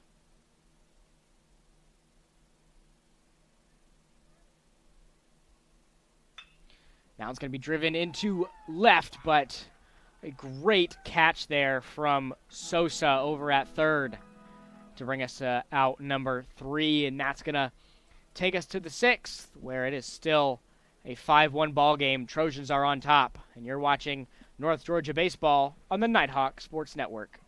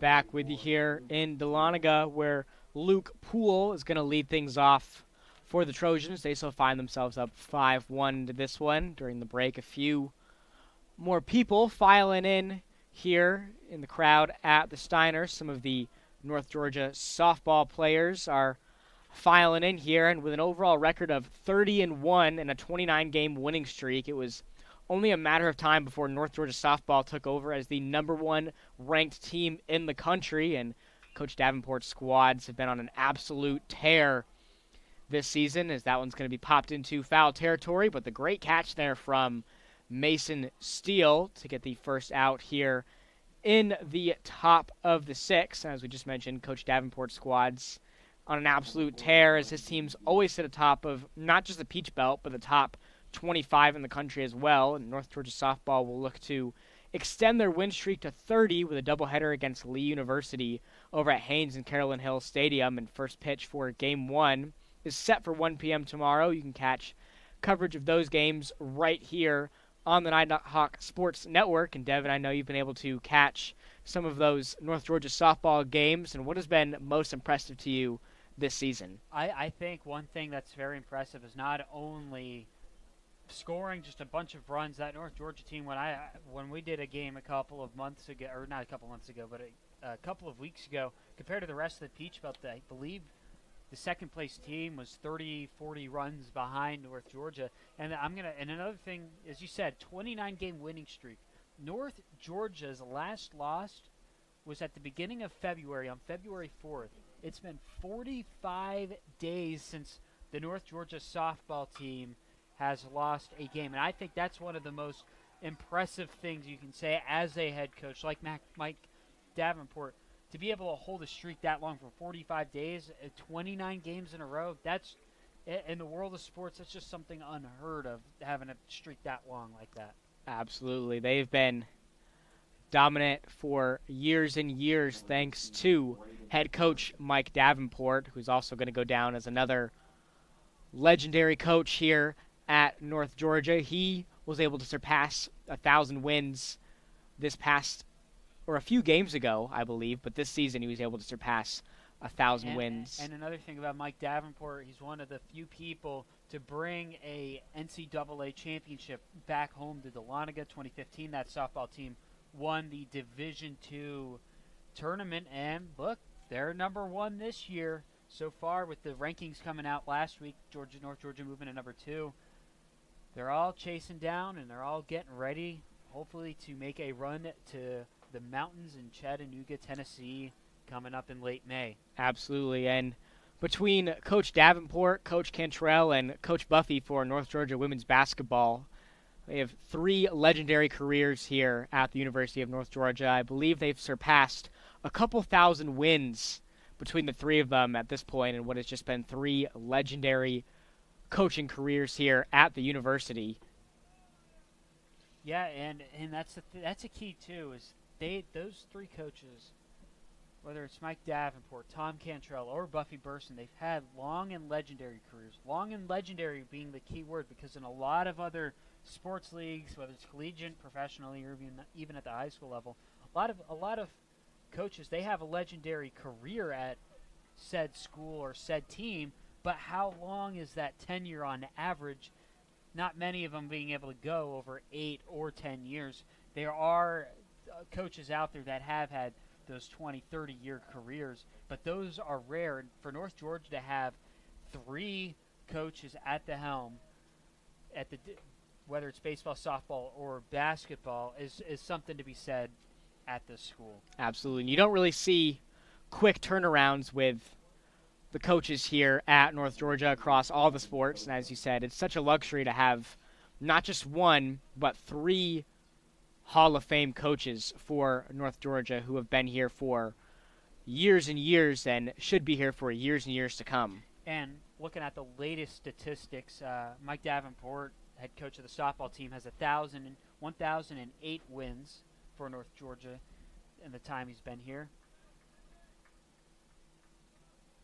Tom Cantrell has had 805 wins with North Georgia as the head coach of the baseball program, and Coach Buffy Burson of the women's basketball team has had 615 wins with North Georgia, and that is a combined 2,428 wins between these three head coaches, which is something that just is amazing.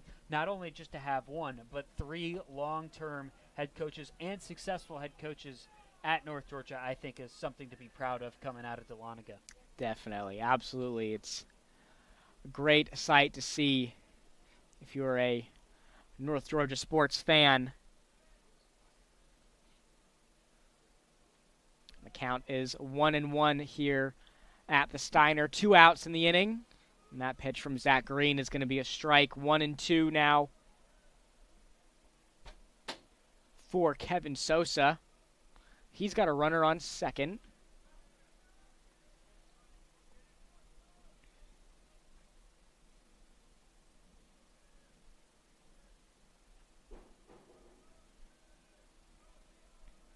And the 1-2 pitch to Sosa. That one's going to be in the dirt for a ball. And so the Deuces are running wild.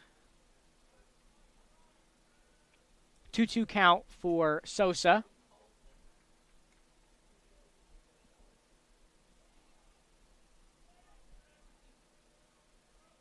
And the 2-2 pitch from Green. That one's going to be fouled. So Sosa still alive here.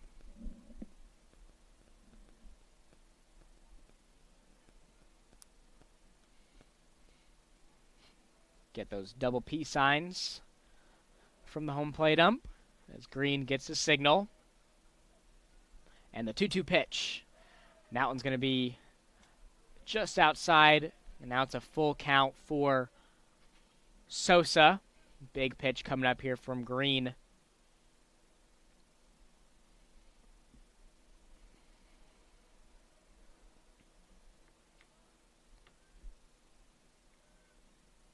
And the full count pitch. That one's going to hit Sosa in the back. And so that's going to walk him over to first. Definitely not what you want to see if you're Coach Cantrell, as the Trojans return to the top of their batting order here with LeGrand.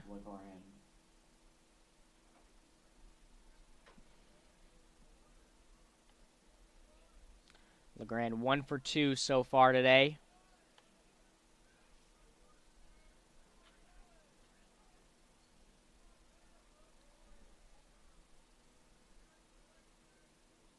Now it's going to be right down the middle for a strike, 0-1.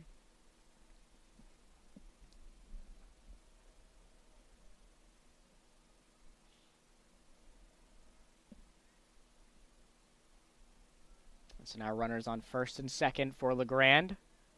2 outs in the top of the 6th.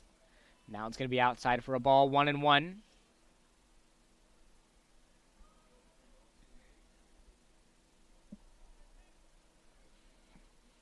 LeGrand's got Fox on deck.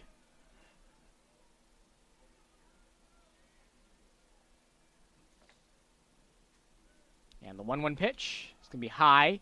2-1 now for LeGrand.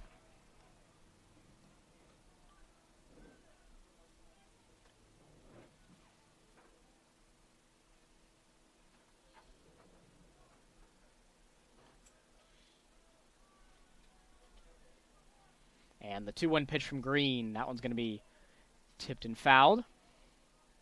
So 2 balls, 2 strikes, 2 outs here in the top of the 6th. Nighthawks are trying to prevent the Trojans from extending their lead here.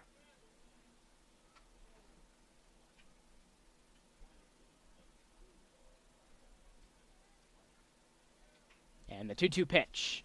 That one's also going to be tipped and fouled, so the count stays at 2-2. So LeGrand still alive here as he's battling out the plate.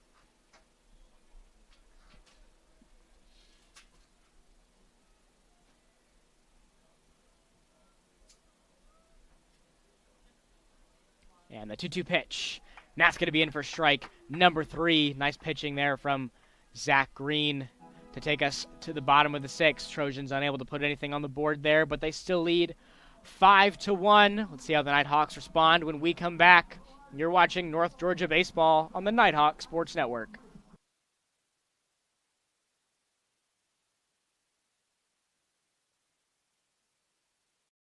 She has her whole life in front of her and already has a world-class heart team behind her. And so does every generation of her family, thanks to Georgia Heart Institute. Every day, our cardiologists, heart surgeons, and vascular surgeons bring breakthroughs that save and improve lives for generations. So whether you need heart care today or in 2073, we'll be here with the very best for your heart. Georgia Heart Institute. Meet Harper. Harper was born to care and always had your back. Like the time she spotted a friend's rogue retainer, a threat of a permanent overbite, and made the save just in time. I got you. Thanks. Today, Harper still has your back as a teammate at Truist, the bank with Truist One checking. I got you. Thanks. With no overdraft fees, a negative balance buffer, and automatic upgrades, it's the checking account that has your back.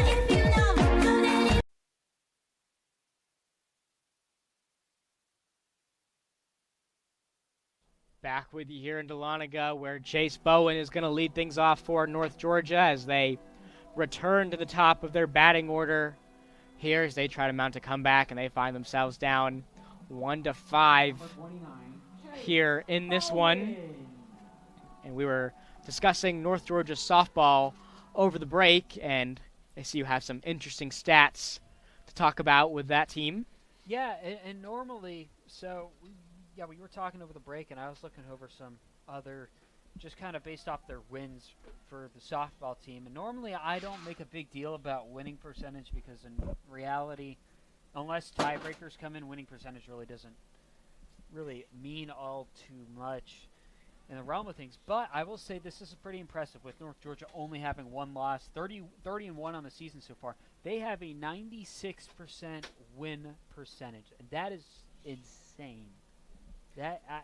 That is something that is unheard of, especially this deep in the season. Now, maybe early in the season for a sport, that's a little bit different.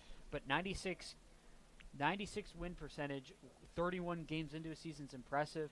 And in fact, here's another interesting thing too. They're 25-0 at home. They're 3-0 on the way. They're 2-1 in neutral site, meaning that they have won every game. They've won every game at home and away. So the only game they've lost was on a neutral site. So they're, in reality, when you take the neutral site game away, they're really, really good. Absolutely, and I think and it doesn't matter where they play. They could play here in Dahlonega, or they could play in somewhere in Canada, and they'd probably still win. Absolutely, and I think that they've entered that territory of dominance, like you would see with like Alabama football or Duke basketball, to where if North Georgia softball loses, then you could very well see the other team rush the field as if, it's a big deal. Definitely. It's a big deal. If a team were to beat North Georgia, that is an impressive win. Because you got to think about it this way, too. It's not even just a record, but it's also where they're ranked nationally. Be able to take down a number 1 ranked team nationally, whether you're number 2 or somewhere below or not even ranked, it's a big deal for a team and a franchise to be able to take down a top team. And we've seen it in sports. We've seen the historic upsets before. And so Chase Bowen was walked to first, and so now Riley Frost is in the batter's box for the Nighthawks. Riley Frost has cooled down a little bit since last game. He's 0 for 2 so far this evening. Counts now 2-0 for the sophomore.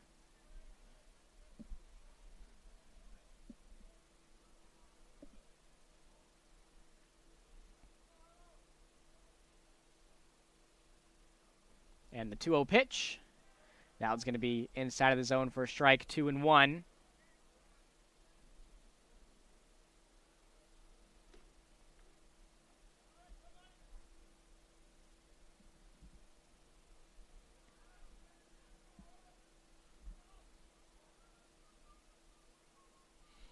And a pickoff attempt there at first. Count still 2-1 for Riley Frost. No outs in the bottom of the 6th. It's got a runner on first in Jace Bowen.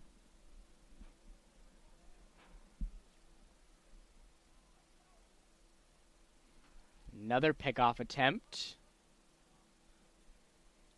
as the Trojans are still rolling with Davis on the mound.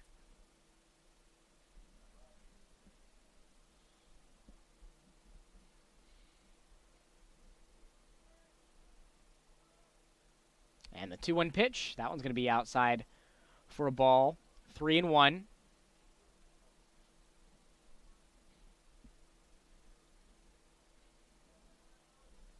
And Davis, through 6 innings, has allowed just 1 run for North Georgia and 4 hits. And the 3-1 pitch to Frost. Swing and a drive into left. And that ball is gone. And somebody turned up the AC. It's getting frosty up in here as North Georgia is getting back into this one. It is now a 5-3 ball game after that 2-run bomb from the sophomore Riley Frost. It might be getting cold in here, but those bats are starting to warm up for North Georgia. Now closing the lead to only 2 runs now, with Anderson leading 5-3. And so now North Georgia making this more of a manageable game here. Bases are cleared for the senior Connor Frost. And it looks like Trojans are having a discussion here on the mound between Davis and Hernandez as they try to get back on the same page. As we will have a replay here of that home run from Riley Frost.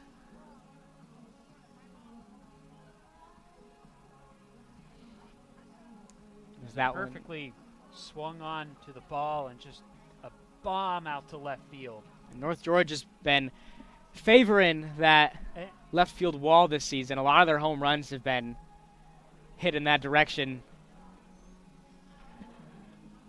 It's North Georgia's sweet spot, is that left field area. And Connor Frost being in his senior year, that's his first home run on the season as well.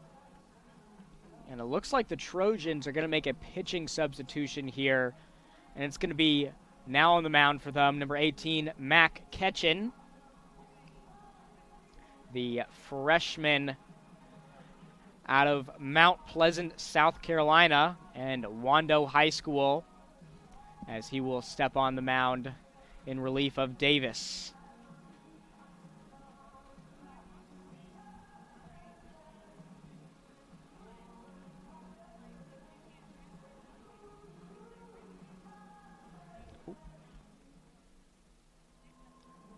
And so far this season, he's had 5 appearances on the mound for the Trojans. He's allowed 6 hits and 1 run, as the Nighthawks are starting to come alive here in this one. In those 5 innings, he did pitch. He also struck out 6 batters as well.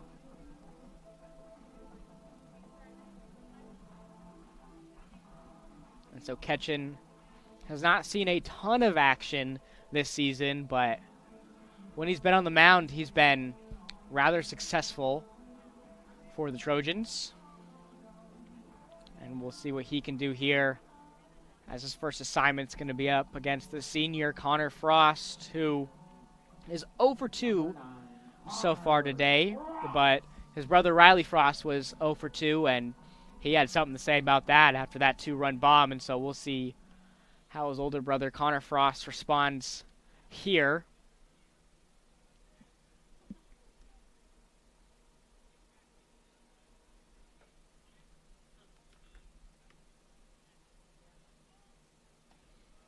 And that first pitch from Ketchin this evening is going to be a strike, 0-1.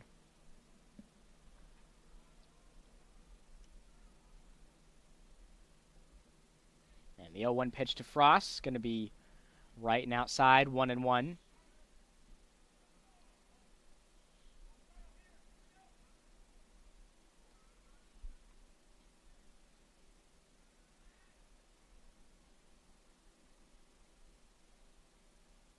And the 1-1 pitch, that one's going to be low for a ball, 2-1. Want to issue a little bit of correction. Riley Frost, sometimes it gets a little confusing when you have 2 brothers on a team, but Riley Frost hitting that home run will get him to 2 home runs on the season. Connor Frost still looking for his first home run on the season. And that pitch cuts it close, so the count's 3-1.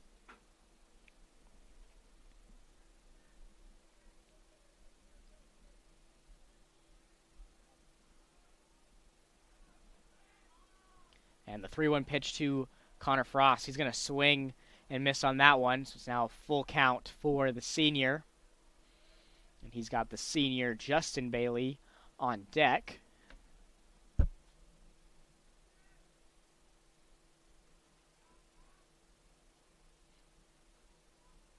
And the full count pitch to Frost. He's going to swing and miss on that one after some great pitching from Ketchen to bring us to the first out here in the bottom of the 6th. And now Justin Bailey is going to get a crack at it here for the Nighthawks. And Bailey has seen a lot of success when the Nighthawks have been trailing this season. Yes. JB getting that clutch home run against Montevallo a couple of weeks ago. He sees a strike go by him there. 0-1.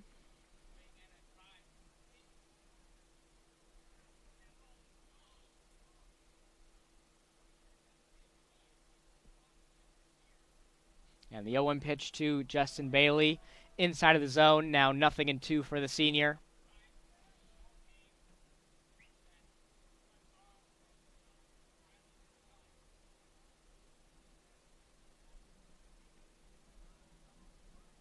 And the 0-2 pitch to Bailey. You're going to say he swung there for out number 2 in the inning. And so now that's going to bring up the freshman Brady Skipper, who had a solo home run in his first appearance at the plate this afternoon.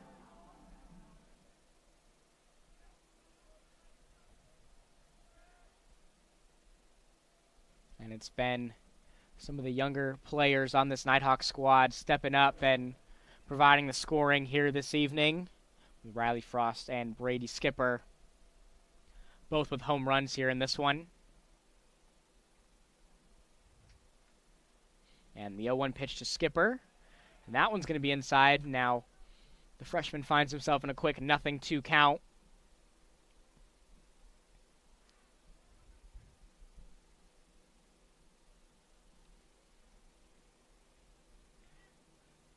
And the 0-2 pitch is going to be outside for a ball, 1-2.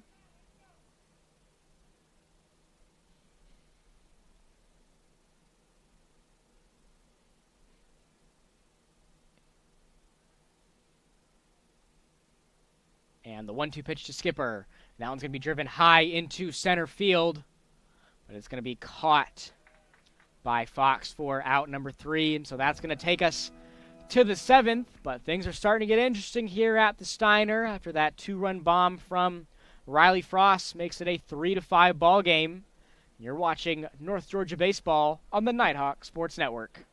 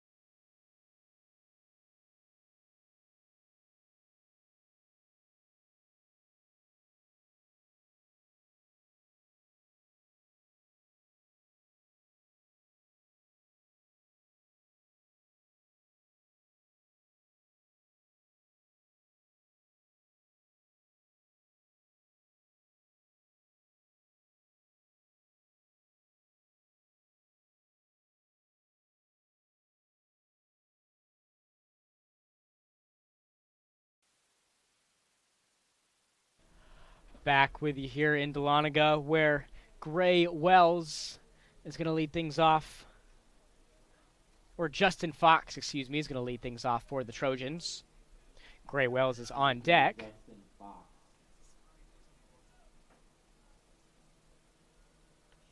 And Justin Fox, 1 for 1 on the day. And his hit was able to rally in 2 runs for the Trojans.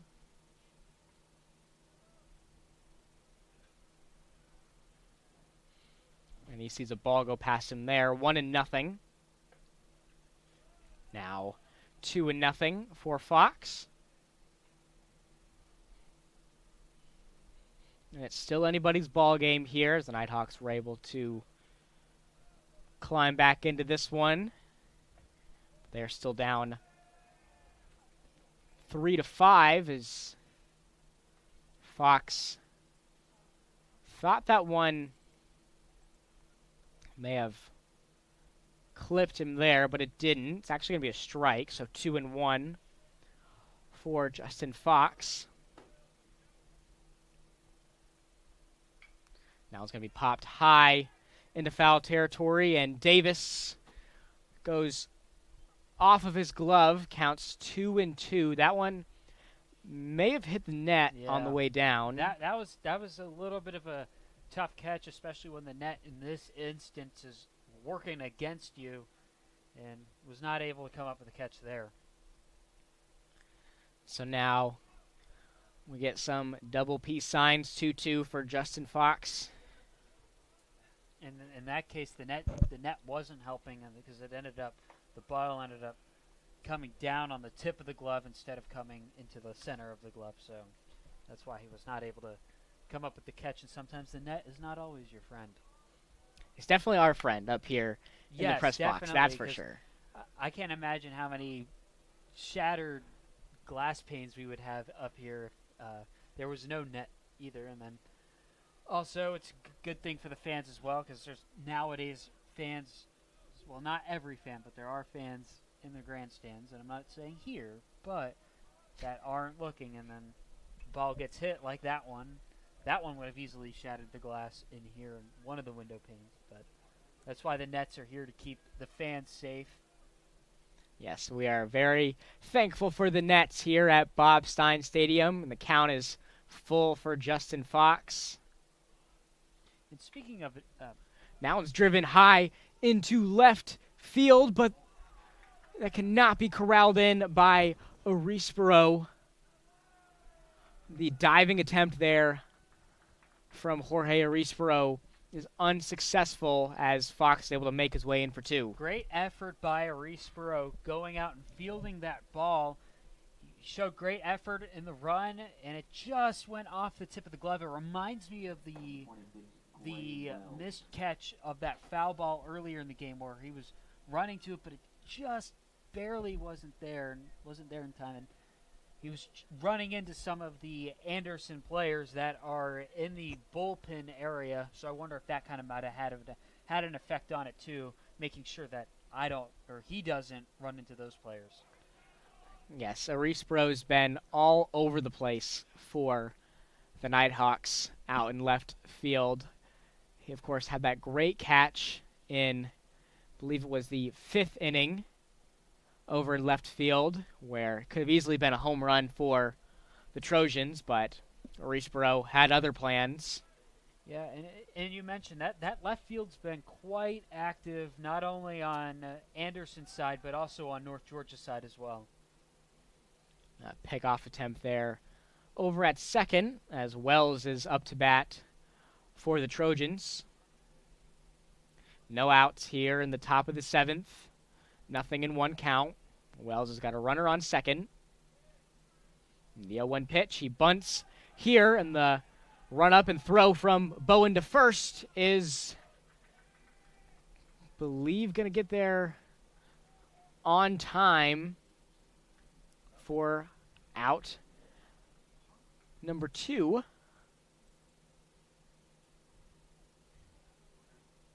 Tom Cantrell going to the mound. Go talk to Zach Green. We'll see if they make a pitching change.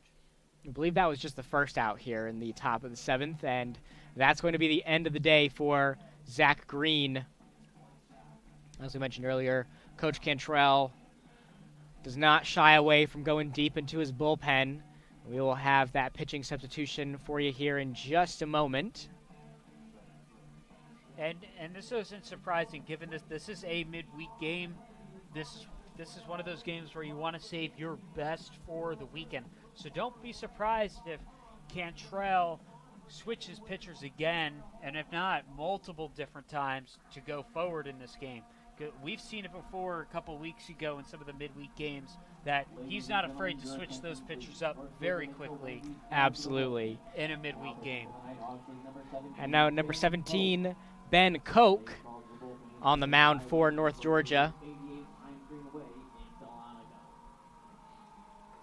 Ben Koch.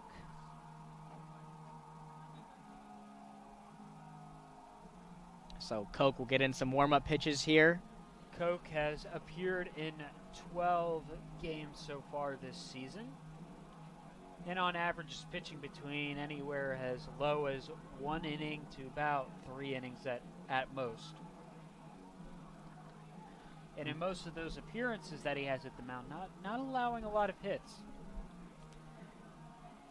And so we'll see what Koch can do here. Try to keep this still a manageable game for the Nighthawks, as they just find themselves down 2 runs here in this one. Just 1 out here in the top of the 7th for the Trojans. And so while Koch gets warmed up, we should mention that North Georgia rifle student Eliza Walter placed 5th at the NCAA Air Rifle Championships. She's just the 2nd Nighthawk ever to qualify for the NCAA Championships individually, and the first ever North Georgia student athlete to advance to the finals. So a big congratulations to Miss Walters and what has been a historic run for her as a Nighthawk.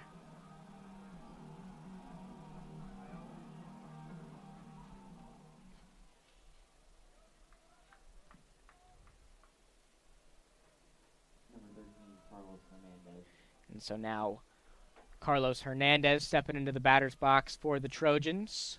He's 1 for 3 so far today, although he does have 3 RBIs in this one off of his 1 hit.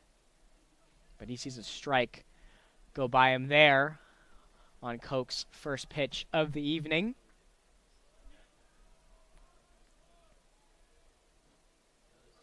Now it's going to be low for a ball, 1-1.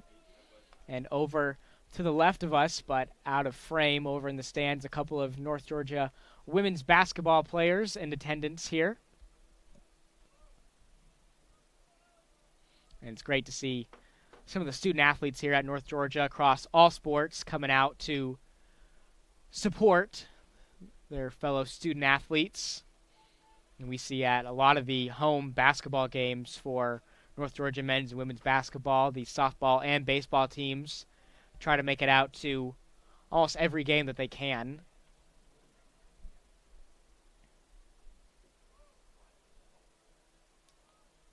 And the count's 1-2 for Hernandez. And we've been talking about throughout the broadcast, the sports culture around North Georgia, whether it's women's soccer or it's baseball, seeing players from the other various North Georgia athletics teams goes to show that there is a really, really good culture around the various athletic organizations here at North Georgia, and that's a good thing. And I think in a lot of ways, in a lot of areas, that shows as well. Absolutely, it's definitely a good sight to see here. It's definitely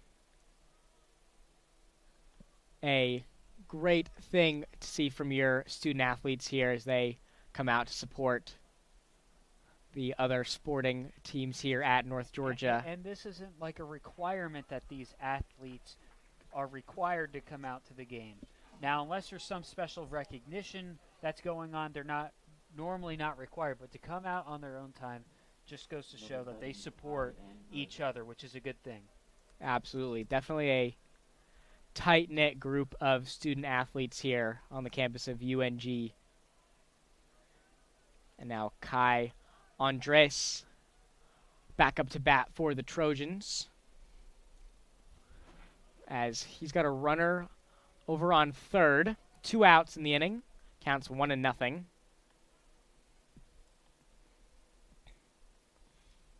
Andres is 0 for 3 so far today, so he'll be looking to get something going here. And And the 1-0 pitch from Koch.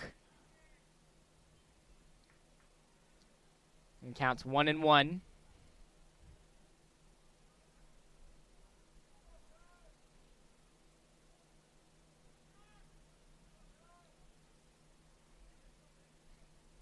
As Koch gets a signal.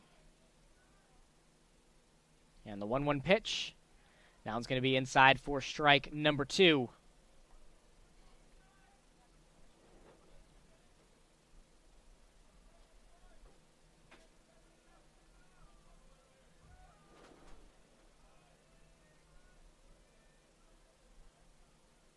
And the 1-2 pitch from Koch. Going to be outside. And as Cooper would say, deuces are indeed running wild. Runner on third for the Trojans. 2-2 count, 2 outs in the inning.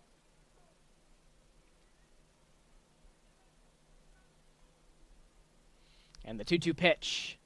It's going to be low for ball number 3. Now it's a full count here for Andres.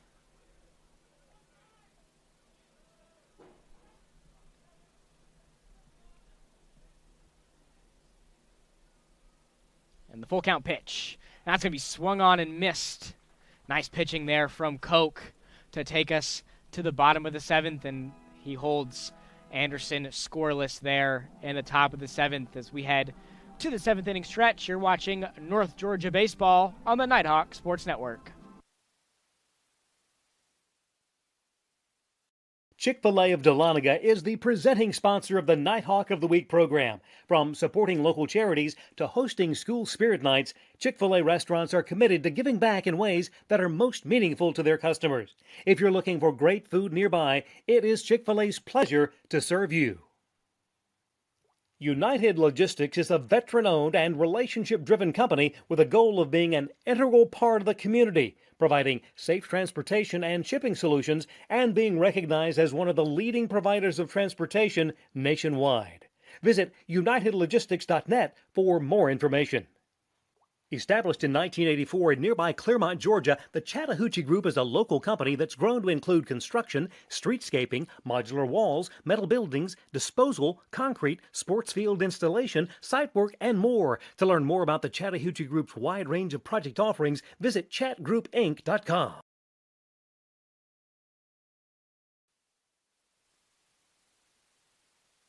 Back with you here at Bob Stein Stadium, where it's a 3-5 ball game. The Nighthawks are up to bat. Edwin Bowman is going to lead things off here for North Georgia. As you can see from the top right corner of the screen, the sun is beginning to set here in Dahlonega. Number 24, Edwin Bowman. Bowman on today so far has got one. He's in his 2 at-bats. He's gotten 1 hit, and he's also grounded out as well, so he's 1 for 1. He sees a strike go by him there from Ketchin. 0-1 for the freshman.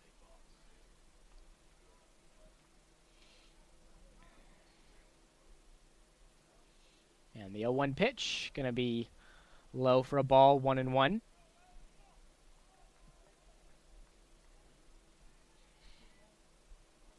He's got a Respiro on deck.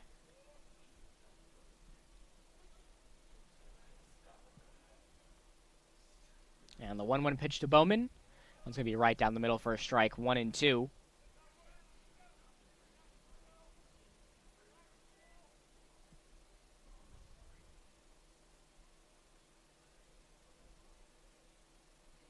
And the 1-2 pitch. That one's going to be driven over into left, but foul territory. So the count stays at 1-2.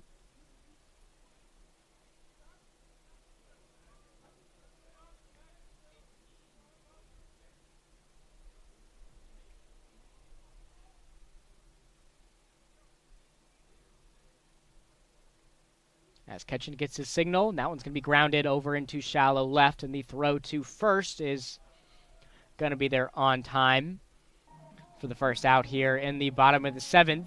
So now that's going to bring up Jorge Arispero into the batter's box for the Nighthawks. Jorge Arispero, the left fielder for North Georgia, out there hustling and making some great catches for North Georgia in the outfield. 0 for 2 so far on the batting side. And he tips this one fouled. 0-1. And on the North Georgia fielding side, we may see some fatigue from them. As we mentioned, this is their 9th game in 11 days, but Arispero has shown no signs of fatigue over in left field. As you mentioned, he's been all over the place defensively. And the count's now 0-2 for the sophomore. After 2 straight foul balls there. And the 0-2 pitch going to be swung on and missed from Arispero. Brings us to 2 outs here in the bottom of the 7th. Going to bring up Mason Steele. Number 25, Mason Steele 0 for 2 so far today, so he'll be looking to get the bats warmed up here. Nighthawks do not have a runner on, and he does get the bats warmed up here as he gets this one down into center right for his first hit of the evening. And so now Jack Davis is going to get a crack at it here in the bottom of the 7th. Jack Davis, 1-1 on the evening for North Georgia. Number 4, Jack Davis. And Davis has done a great job behind the plate as well for North Georgia over the course of the season. He's had a lot of connections with Connor Frost over at second to get some outs on some steal attempts. But he sees a strike go by him there, 0-1.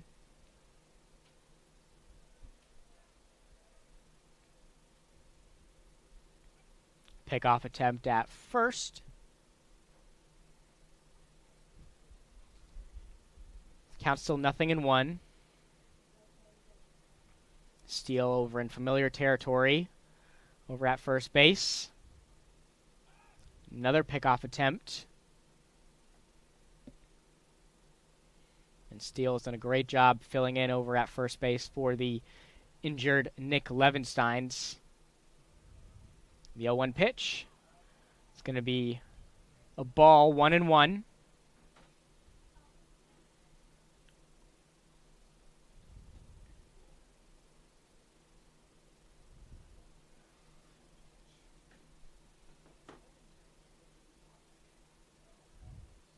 And the 1-1 pitch to Davis. And the throw to first is not there on time. And so Hernandez trying to get Steele out there at first, but the throw to Wells not in time. Count's now 2-1 for Jack Davis. And the 2-1 pitch going to be low for a ball. 3-1. If Davis is able to get on base, the Nighthawks can return to the top of their batting order with Jace Bowen. And the 3-1 pitch now going to be driven into left, but another great play from Sosa over at third. So the Nighthawks unable to put anything on the board there, and that'll take us to the top of the 8th. It's still anybody's ball game here at the Steiner, and you're watching North Georgia baseball on the Nighthawk Sports Network.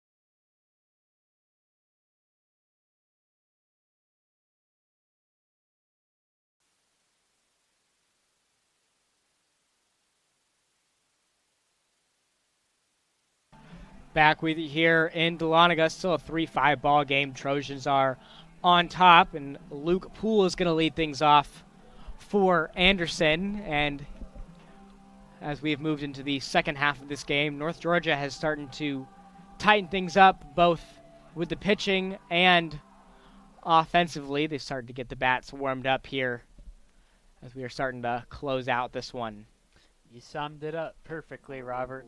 Got to make sure, especially in this inning in the top of the ninth, as you said, tighten up on the pitching, which they have been able to do, and then on the batting side, which they've been able to get those bats swinging, and that could have easily been a base hit at the bottom of the inning if Sosa didn't come up with that spectacular catch at third base.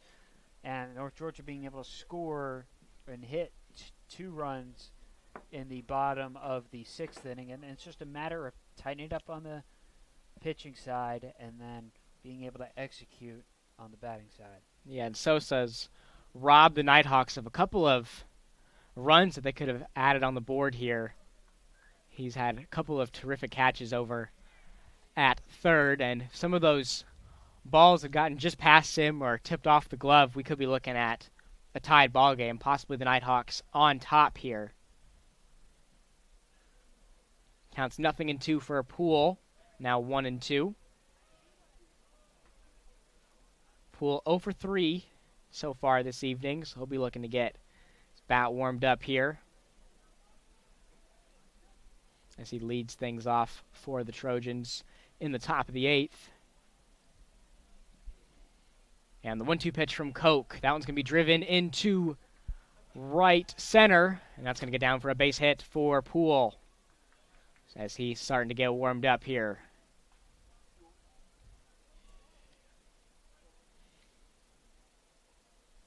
Number 40, Brandon Gibbs. And so now no outs here in the top of the 8th. Trojans have a runner on first. Now it's going to be tipped and fouled, 0-1.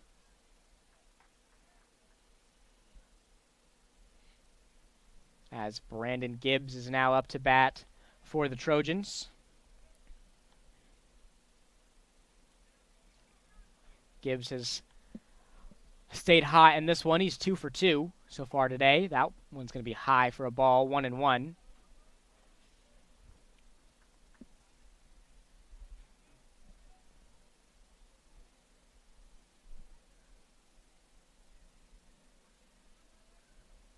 As Koch gets his signal. That one's going to be inside of the zone for a strike. Now 1-2.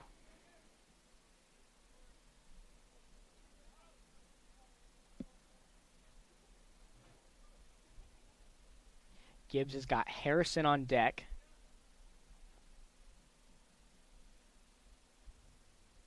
And the 1-2 pitch from Koch. That one's driven high into right foul territory.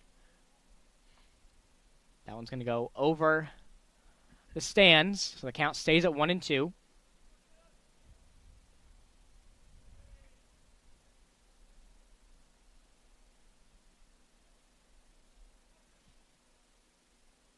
As Koch gets his signal, here comes the 1-2 pitch, and the throw from Davis to second is not going to be there on time, but a great effort from Riley Frost to keep that one in play. That throw from Jack Davis was a little high. Yeah, it was a little high, but Riley Frost that was a pretty high jump for Riley Frost to be able to leap and get that ball. It was a leaping catch. Now, unfortunately, it wasn't there in time for it to be an out, but if the ball was thrown a little bit shorter, we would have gotten the runner out at second. Now it's going to be tipped and fouled by Harrison.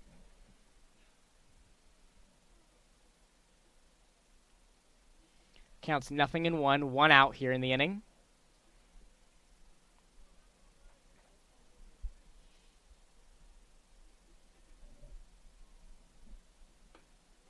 And that one's going to be away for a ball, 1-1.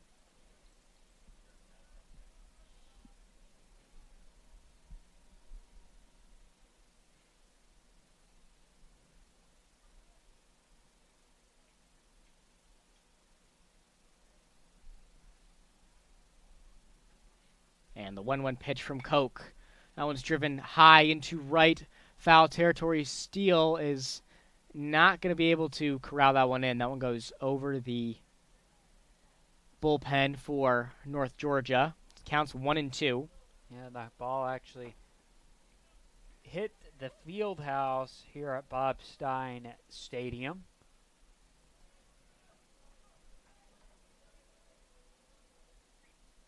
And the 1-2 pitch. That one going in around the same direction. Fouled. 1-2 count still.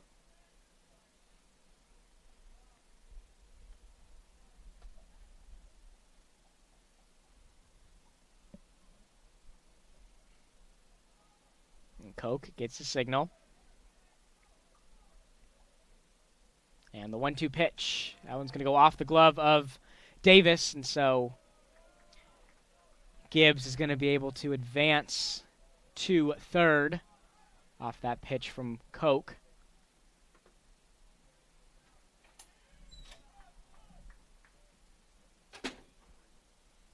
Now a 2-2 count for Harrison.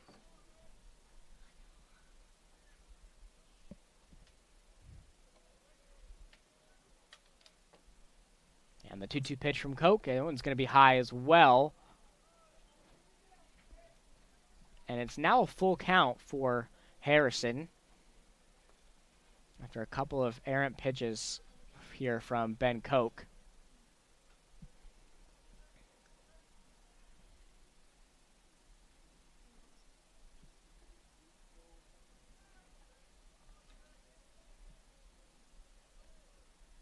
And the full count pitch. That one's also going to be high and off the glove, and the run to home plate is not. The throw to home plate is not going to be there on time, and so the Trojans able to notch another run here on the board. Now they go up 6-3 here in the top of the 8th. And so after a few errant pitches from Ben Koch, this may be the end of the evening for him.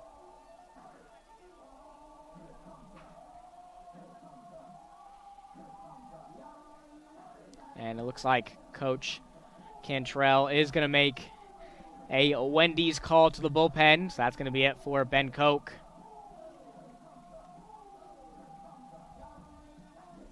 We'll have that pitching substitution for you here in just a moment.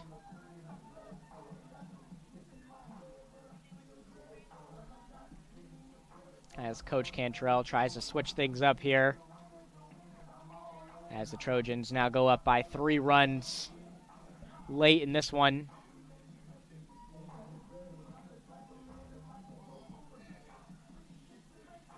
And that's going to be now on the mound for the Nighthawks, number 32, Jack Amacio.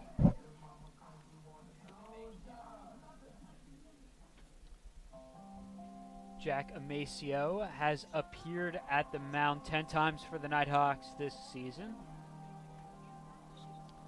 In those 10 appearances, he's only allowed 4 hits and only 1 run as well. So I think that goes to show the critical position the Nighthawks are in now. We'll see if he's able to close things out here for the Nighthawks as we're in the top of the 8th. The 6-3 ball game. We've got a busy day around the Peach Belt Conference in regards to baseball. Claflin taking on Voorhees College. Voorhees College coming away with the 9-3 win. Augusta with the 4-3 win over Eskren College. Georgia College taking on Southern Wesleyan University. Eckerd taking on Flagler. Of course, we are covering North Georgia versus Anderson. Albany State taking on Georgia Southwestern. Lander against Wingate University. And then rounding out the schedule this evening is Columbus State taking on the University of West Florida.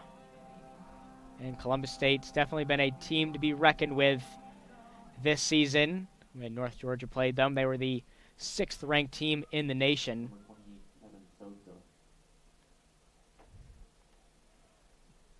Now Sosa up to bat for the Trojans. He is 0 for 1 so far today, so he has been unable to get much going offensively, but over at third base, he has been terrific for the Trojans, making a couple of great plays. And Amasio's first pitch of the evening is a strike. And that's going to be a ball 1-1.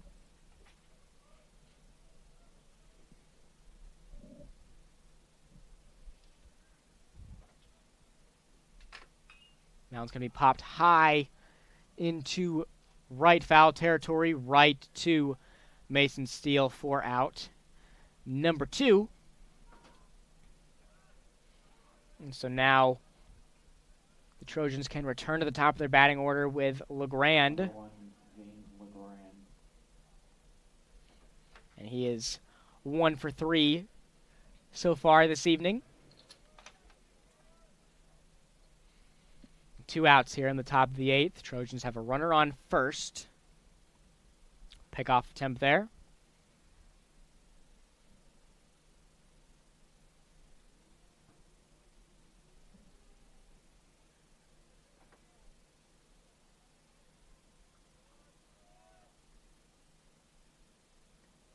As that pitch from Maceo cuts it close, 1-0.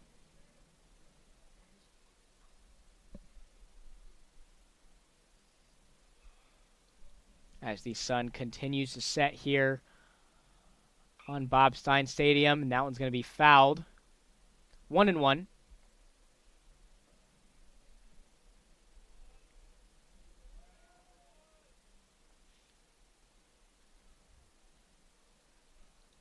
This is going to be a big out here for the Nighthawks if they're able to get this one and bring their offense back out on the field. Here comes the 1-1 pitch from Maceo. It's going to be low for a ball, 2-1.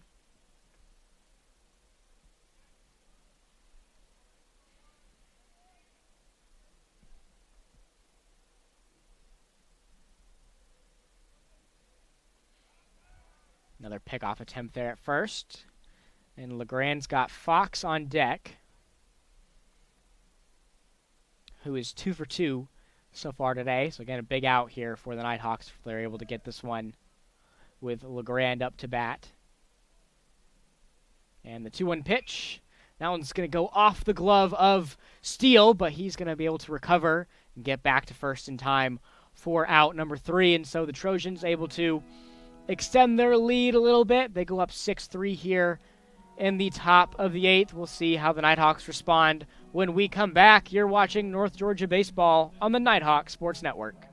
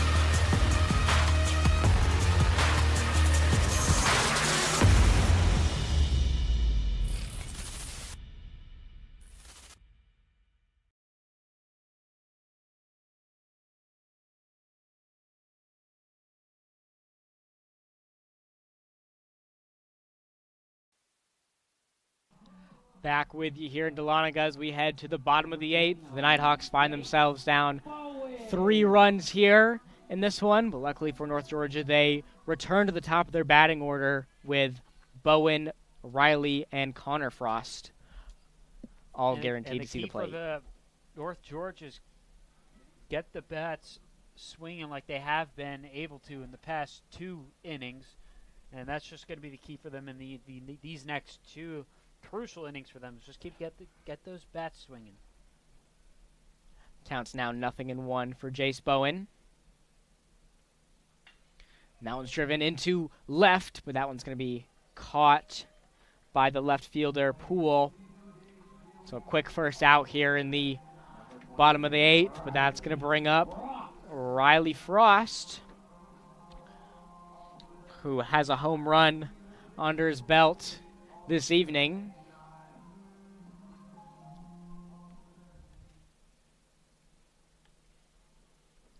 And so Riley Frost continuing to stay hot here in this one after his career game in his last one.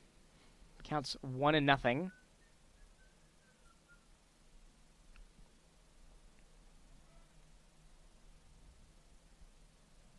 And the 1-0 pitch to Riley Frost, going to be inside for a strike, 1-1.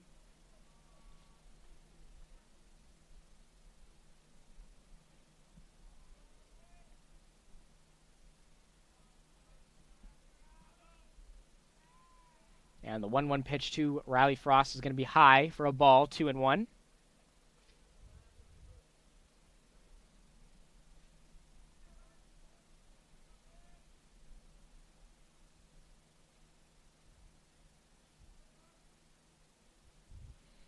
And the 2-1 pitch to Frost.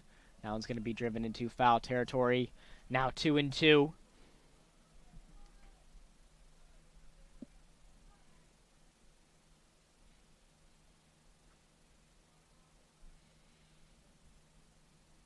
And still no runners on here for North Georgia. And the 2-2 pitch to Frost. That one's going to be driven into shallow center, but the throw from the shortstop to first is going to be there on time for out number 2. And so the Trojans trying to get a quick 3 up, 3 down here. We'll see if Connor Frost has something to say about that. And this is where the seniors come in key, is that late in these games, their senior leadership, showing the younger players on the team, this is how you get it done. And that's going to be a ball. So now 1-0 for the senior, Connor Frost.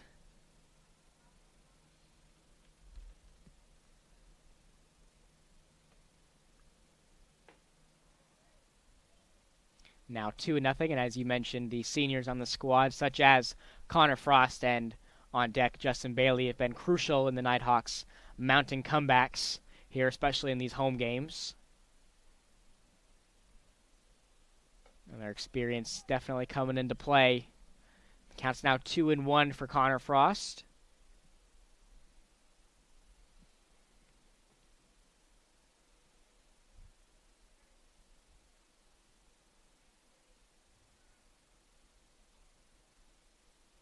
And the 2-1 pitch, it's going to be outside for a ball, now 3-1.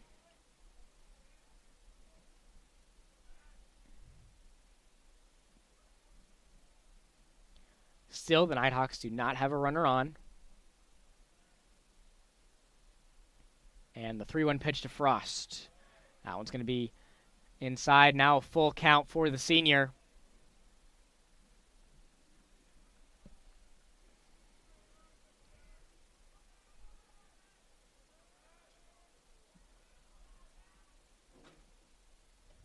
And the full count pitch. It's going to be low for ball number 4. And so Frost is going to be able to get walked to first. And now it's going to bring up the other senior, Justin Bailey.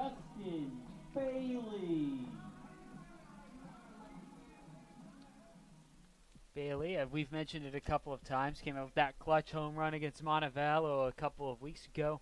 In a similar position there as well, being able to tie up the game late there. And a home run here from him would make this a 5-6 ball game, but he bunts here. A great bunt from the senior there to advance to first and advanced Frost to second. So now Brady Skipper is going to get a crack at it here for the Nighthawks, now with 2 runners on, 2 outs in the inning. Skipper's also got a home run here in this one for the Nighthawks. He had a solo home run in the bottom of the 2nd.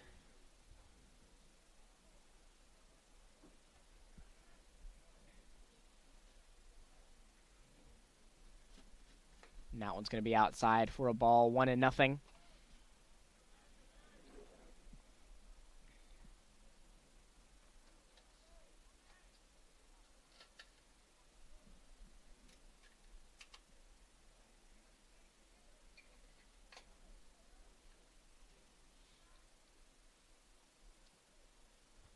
And the 1-0 pitch to Skipper. That one's going to be driven into grounded into left. And the throw to first is going to get there on time, just in the nick of time, as the Nighthawks are unable to add any runs to the board here. It's still a 6-3 ball game.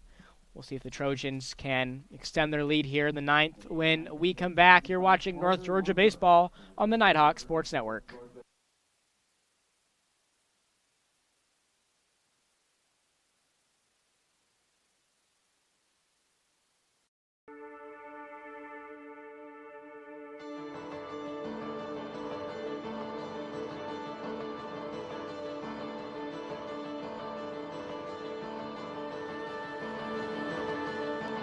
Here in Dahlonega, we treasure our history.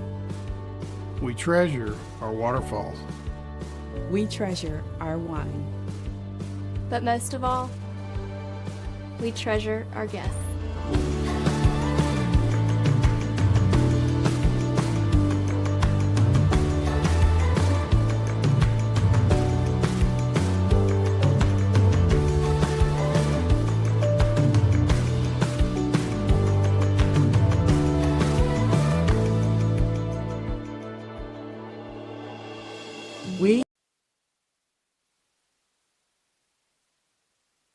Back with you here in Dahlonega as we enter the 9th. The Nighthawks still find themselves down 3 runs here, as that is going to be corralled by Riley Frost, and the throw to first is going to get there on time. Nice effort play there from the sophomore Riley Frost, as he's able to get a quick first out here in the top of the 9th.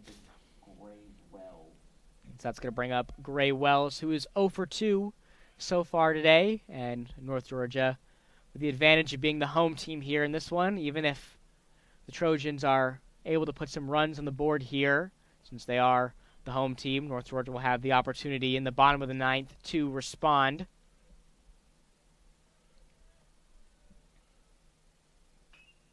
And that one's going to be grounded into shallow right, and the flip to first.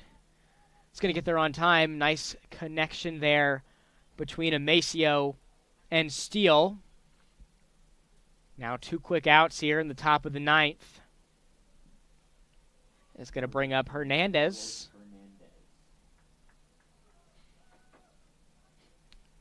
And some great back-to-back effort plays from North Georgia. And that's going to be a ball there, going past Hernandez, 1-0.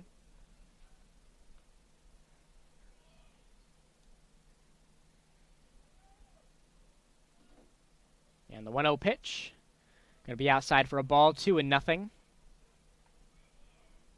Nighthawks trying to get a quick 3 up, 3 down here.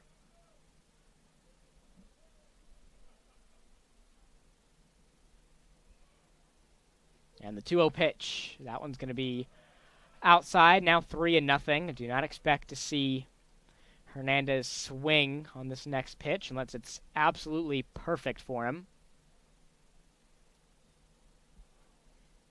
And the full count pitch is going to be in the dirt for a ball. So 4 straight balls there from Amacio is going to walk Hernandez to first. Number 7 is Ty Andrus. And so now Andrus is stepping up into the batter's box for the Trojans, and Amacio is going to have a conversation here with Davis as they try to get on the same page. As the Nighthawks had some momentum going there after 2 quick outs from Fox and Wells. But we've still got 2 outs here in the inning, and Coach Cantrell is going to approach the mound here for a potential Wendy's call to the bullpen.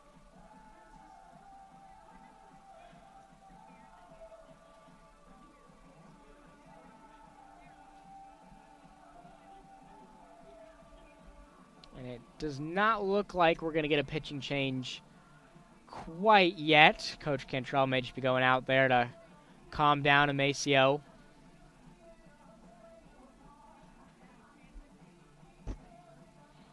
As the Nighthawks have lost a little bit of momentum here in the top of the ninth.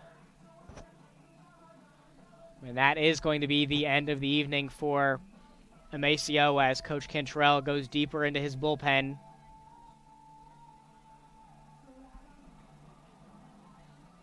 And we will have that pitching substitution for you here in just a moment.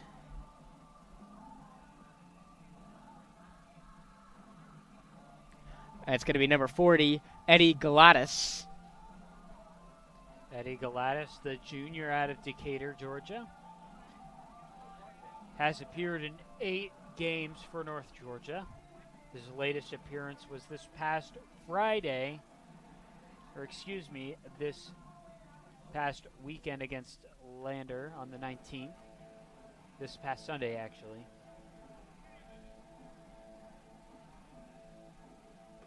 In his appearances so far with North Georgia, he's only allowed 4 runs, and 6 hits.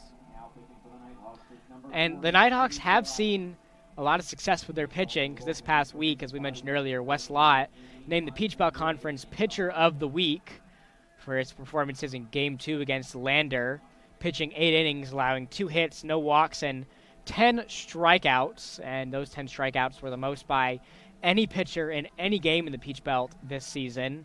Matthew Hurd, another pitcher for North Georgia, also earning the Peach Belt Conference Pitcher of the Week award earlier this season. And so Galatis is going to get in some warm-up pitches here, as there are 2 outs in the inning for the Trojans. And third-year head coach for the Trojans, P.J. Zochis, coming off of his first full season as head coach of the program, leading Anderson to a 23-23 record, their most wins since 2018. Over in the South Atlantic Conference, the Trojans are looking to make a run at the SAC Championship, and of course, Coach Cantrell and the Nighthawks looking to return to the Peach Belt Conference Championship in their respective conference.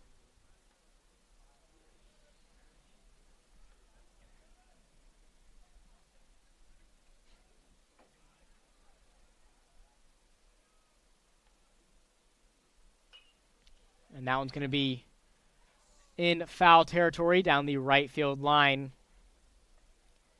Just into foul territory for Andres. Counts 0-1.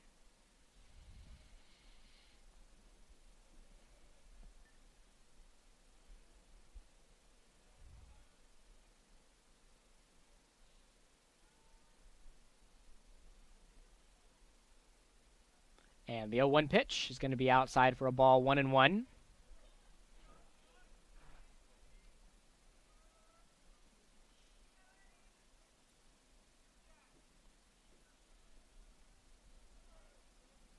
Galatis, a junior out of Decatur, Georgia, gets the signal. 1-1 pitch is going to be cutting it close, and that's going to advance Hernandez to second. Davis thought about making the throw, but was going to be well short. Counts now 2-1.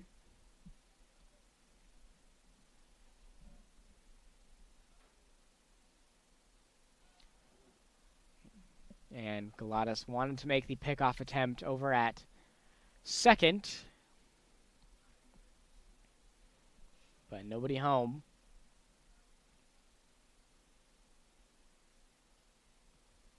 And the 2-1 pitch.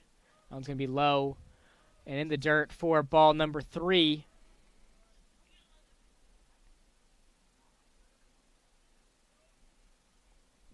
And the count's now 3-1 for Andres.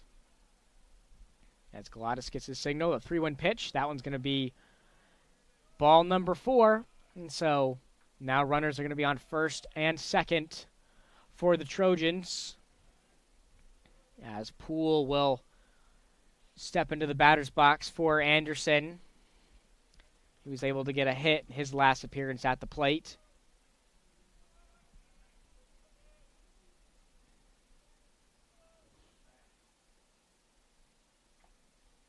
And that one's going to be swung on and missed, nothing in one.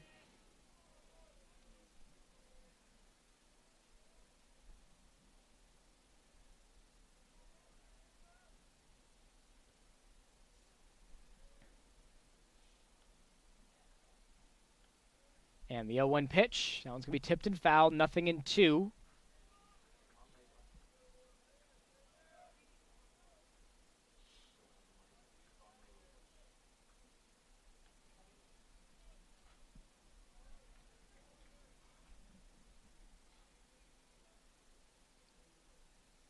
And the 0-2 pitch. That one's going to be right and outside of the zone for a ball. 1-2.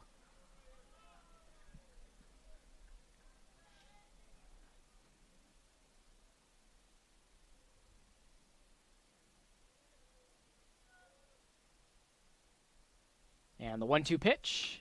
That's going to be popped into left center, and they are waving home the Trojans here as they are going to extend their lead to 7-3 in this one.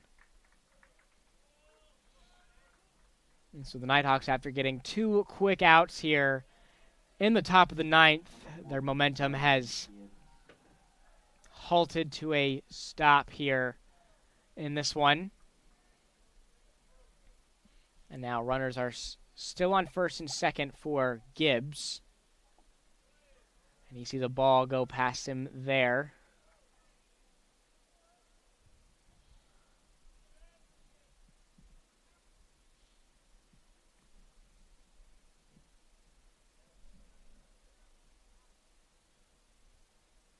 And the 1-0 pitch is going to be low for a ball, 2-0. Gibbs is 2 for 3 this evening.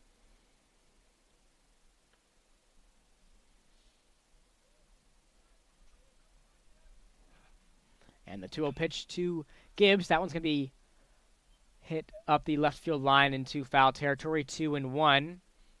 Bowen was almost able to make a play on that one and corral that one in.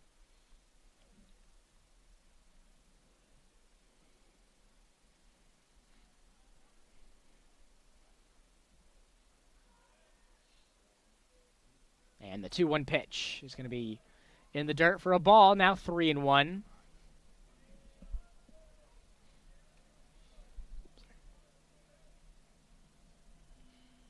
And another ball here from Galatas would load the bases for Harrison. That one's going to be grounded into center field. And Trojans are being waved home here, and the throw to home plate is not there in time as Anderson starting to come alive here in the top of the ninth. It is now an 8-3 ball game. Momentum not going North Georgia's way late in the game. Absolutely. It's definitely a confidence killer here as Trojans have been able to add a couple more insurance runs on the board here. Still with runners on first and second, but that one's going to be swung on and missed by Harrison. 0-1.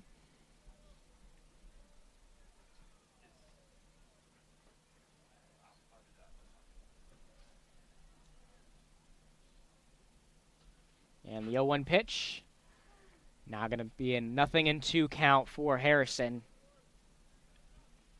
And Galatas is trying to do anything he can to take his team to the bottom of the ninth. They now find themselves down 5 runs here in this one.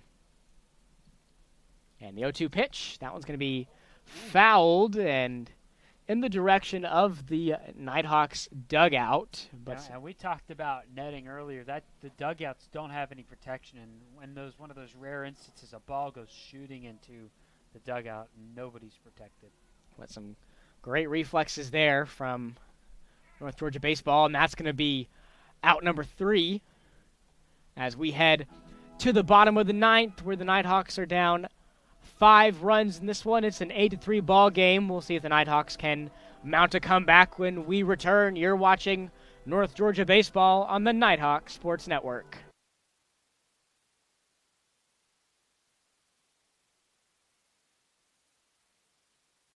She has her whole life in front of her and already has a world-class heart team behind her. And so does every generation of her family, thanks to Georgia Heart Institute. Every day, our cardiologists, heart surgeons, and vascular surgeons bring breakthroughs that save and improve lives for generations. So whether you need heart care today or in 2073, we'll be here with the very best for your heart. Georgia Heart Institute. Meet Harper. Harper was born to care and always had your back. Like the time she spotted a friend's rogue retainer, a threat of a permanent overbite, and made the save just in time.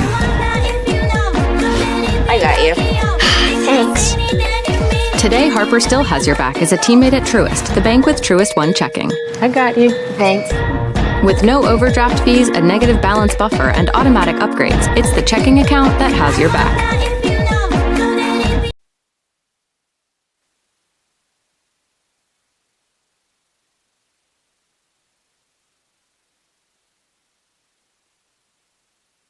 Back with you here in Dahlonega as we head to the bottom of the ninth. And the Trojans were able to extend their lead to 8-3 in the top of the ninth after the Nighthawks pitching was unable to execute there in that one. So we'll see if the Nighthawks can mount a comeback here, down 5 runs, and North Georgia's guaranteed to see Bowman, Arisboro, and Steele.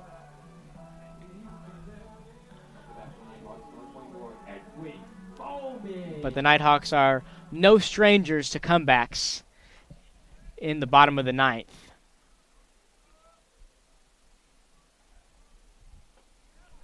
As that one's going to be in for a ball, 1-0.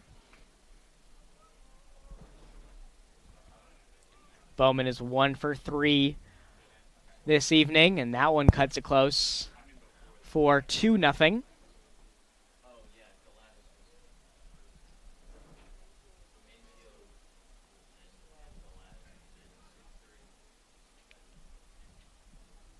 And the 2-0 pitch, going to be inside for a strike, 2-1.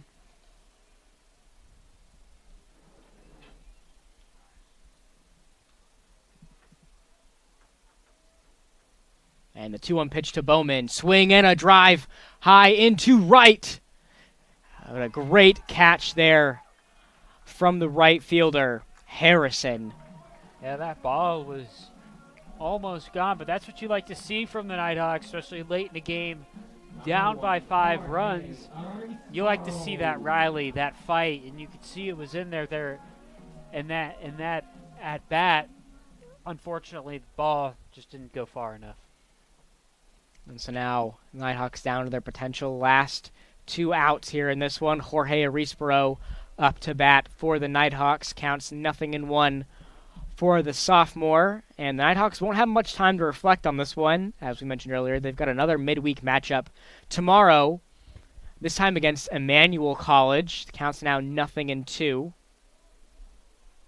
And first pitch for that game is set for 4 p.m. tomorrow, and you can catch coverage of that one right here on the Nighthawk Sports Network. And the 0-2 pitch to Arisboro, as that one's going to be grounded into shallow left, and the throw to first on time. And so now the Nighthawks down to their last out here in the bottom of the ninth. Mason Steele up to bat for North Georgia.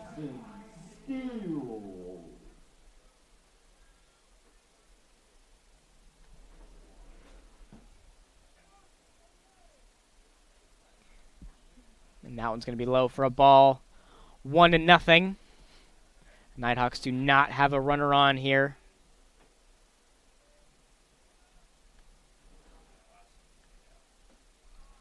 That one's going to be inside for a strike, 1-1.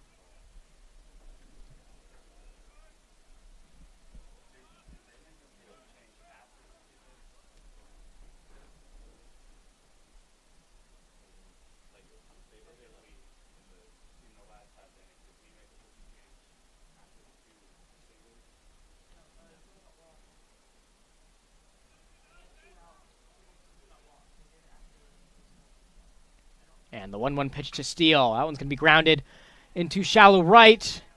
And that's going to be out number 3 in this one. And for the first time since April 4th of 2012, Anderson takes the win over the Nighthawks as they win this one 8-3. And that's going to do it for us here at the Steiner. Your final score 8-3. The Trojans moved to 3 games over 500, and the Nighthawks now moving to 14-13 as they head into another midweek matchup a little less than 24 hours from now.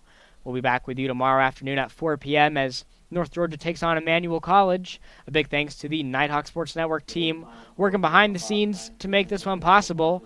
On behalf of Devin Kupka and the rest of the NSN crew, this is Robert DiClemente saying thanks so much for watching. Again, your final score from Dahlonega, 8-3. Trojans on top. Until tomorrow, good night, everyone.